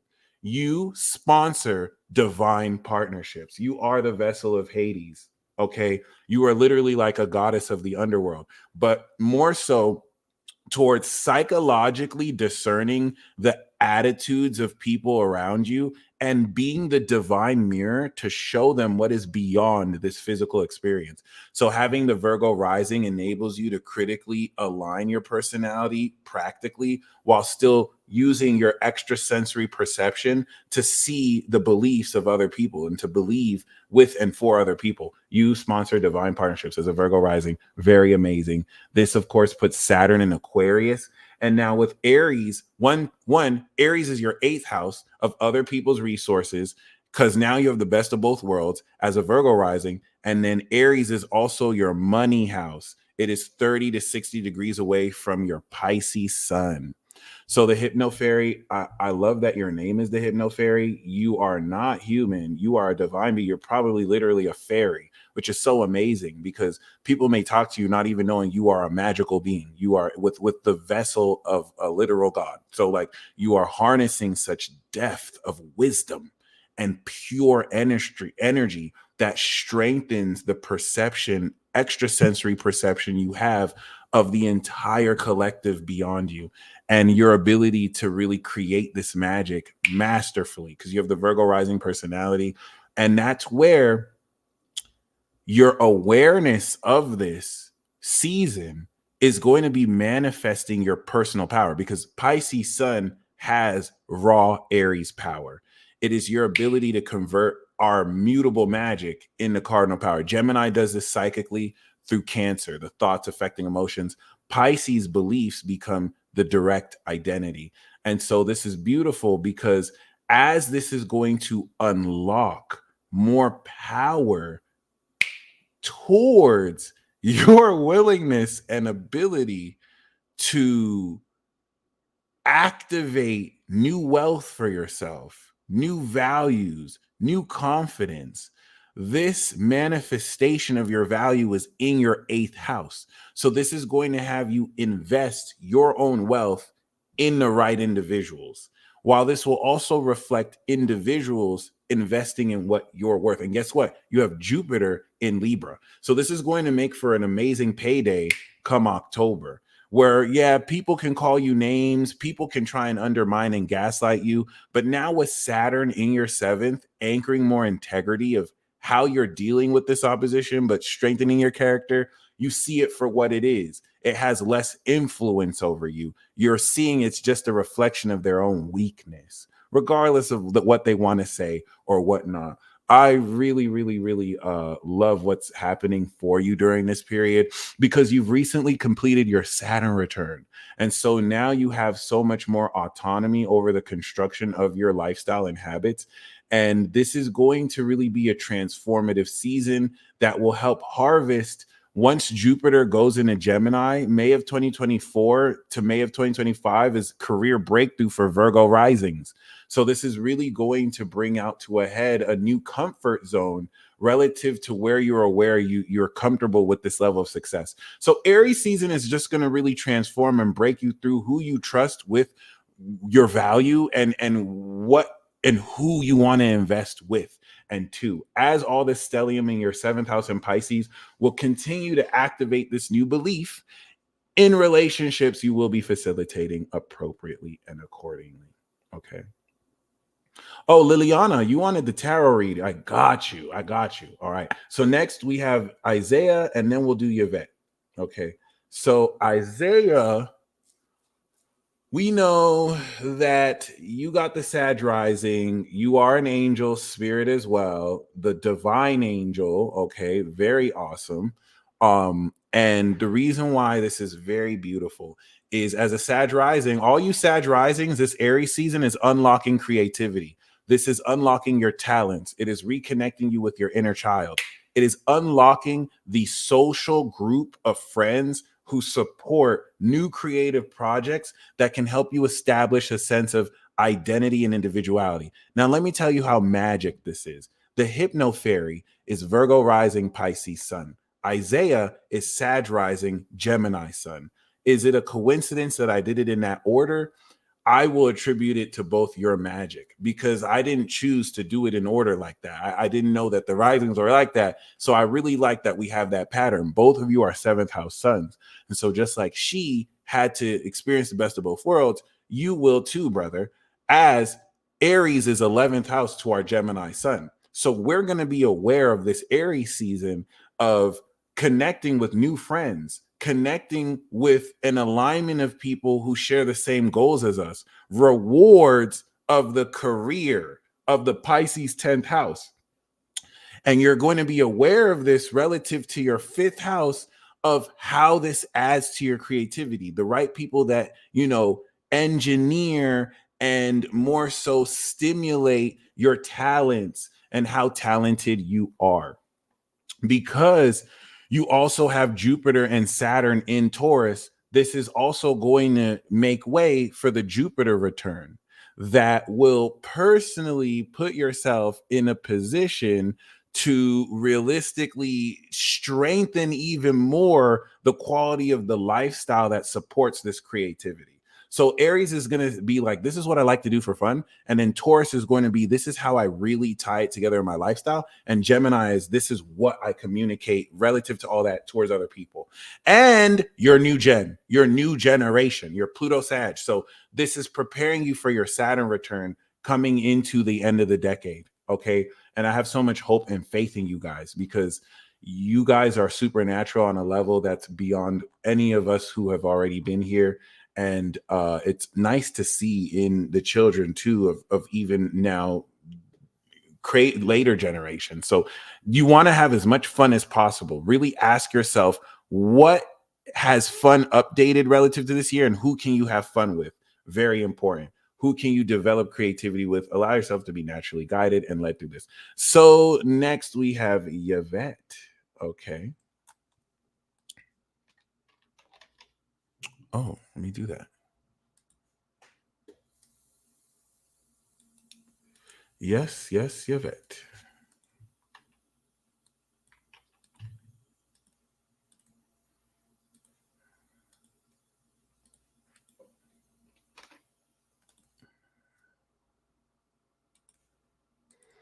Oh, we see you're an angel as well. 6'5", Gemini. Let's get it.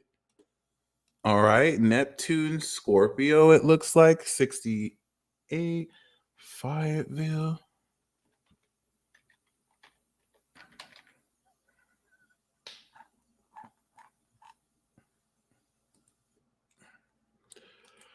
Woo! All right, 441. Yep. Gotta love it. So we know you were born Gemini season. Oh my gosh, you have Isis next to your sun and Venus. So you were born with the spirit of Isis. Oh my God, your chart is amazing. 29 degrees Libra moon, Uranus and 29 degrees Virgo moon, Uranus and Pluto in Virgo. Oh my God, this chart is amazing. I need to give you the alien construct article. Please check that out. Yeah, you, my friend, are definitely an alien. You are the master angel, okay? And the level of analysis with which at a soul level you can see details within details within details. Oh my gosh. Yes, you definitely need a personal read. I'm going to give you a half off discount code if you ever want a consultation. I would love to speak with you. That would just be amazing. I'll give you that discount code whenever you're ready. Take your time. There's no rush. But yeah, you are one of them ones. You're a natural queen, Taurus rising. Okay. So Jupiter, just like all of us Taurus risings, is activating a new cycle coming into May of a 12-year journey for us. So beautiful. That's what Aries is going to prepare us for. As Taurus risings, we're letting go of the old way we used to identify ourselves. So this is going to revisit unconscious doubt, unconscious habits, lifestyle, behavioral elements that you're ready to put to the side, because May of 2024, my friend, it's go time. Jupiter, Uranus in your first house. But unlike other people, right? This is putting you in a position to, with Uranus in Virgo, come into a full completion in trine. And I love this because you really are an angel. Like, I feel like the way you age is going to be different than most other people. You're supremely intuitive. All your psychic ability is fully matured. And at 68, you have Saturn in Aries. So you're getting ready to come back for another Saturn return, 2025, 2026. This is beautiful. Like, you're completing so much. You have North Node in Aries as well, which I didn't even know it was there then. So this is also the initiation of a mission. And at this stage of your life, this is the universe rewarding you for everything you have unfailingly accomplished in your service to humanity. Because especially seeing the moon in Virgo like this, you have this uncanny ability to understand patterns in the society around you while maintaining your true nature as an angel. You and I are both Geminis in the second house with Taurus rising. So just like like people are paying me to talk to them about the truth, this is what people pay you as well. It's just I'm the Cap moon, you're the Virgo moon, and you have more of a social integrative understanding of how these patterns align while still having that natural queen value.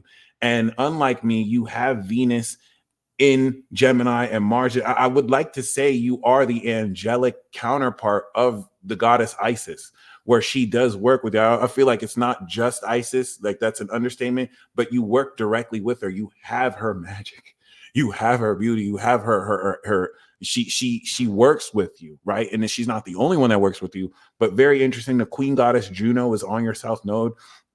So you work in this lifetime to really help balance people's lifestyles and to really help guide them into who they're meant to be in a way that is no nonsense and maybe very misunderstood. It's like a lost hidden sense of people.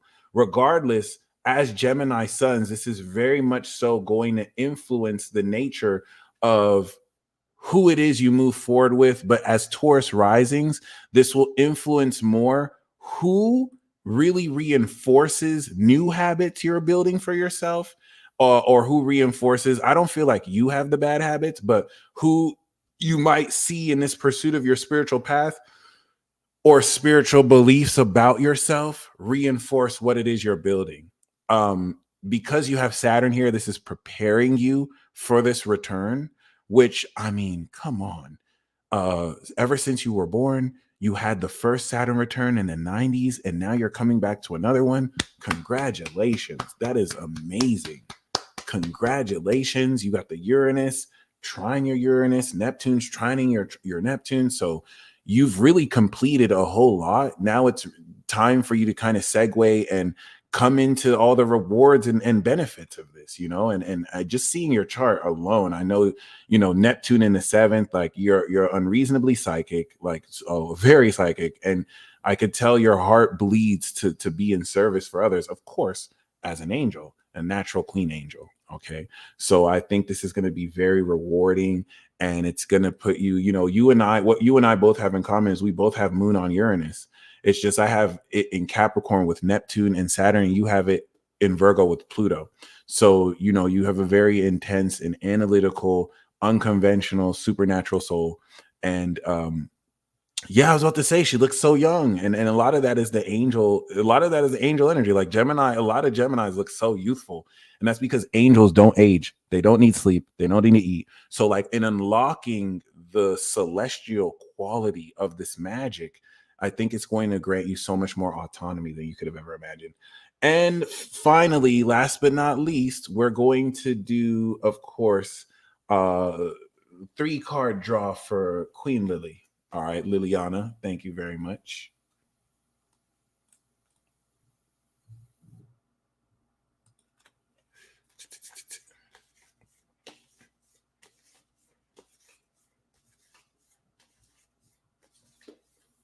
Thank you for your patience, Lily. Do you believe in magic? So let's get it. We see you wanted career guidance for this week. Okay, let's go. Let's go. The underlying theme we have, ironically, is the 3 of Cups. So this is going to open up a sense of camaraderie, friendship, joy. I think you're going to have a lot. The vibe I get is like you're able to enjoy, celebrate your successes, come into good news that's going to inspire you also to celebrate. Jamie Roy, feel free to email me your receipt. I know you asked earlier. So we do have the King of Wands. This is more of an entrepreneurial approach towards having more autonomy and control over how it is you work your career, opening up new opportunities in order to maybe own more aspects of a business or to step in. I mean, Ace would denote newness, but King of Wands, if this isn't a passionate leader themselves, is you kind of carrying these themes in order to come into more freedom. And I love that we got the 9 of Coins. Yep, you wanted a career guidance. This is promising financial independence. Okay, Titan, shoot me an email whenever. I got you on discount codes if you need any. I'm here to serve you guys. This is talking about not only entrepreneurial direction, but money, independent money, a lot of independent money made on your own through your discipline. And of course, focusing on your work. So the 9 of coins is really good. It's even speaking potentially of present. And this is going to lead into the magician. Okay, so there we go. With the magician, you're going to, once again, this is literally talking about you coming into more control over your work. The magician is literally you not only making a lot of money, but using your skills, your problem solving.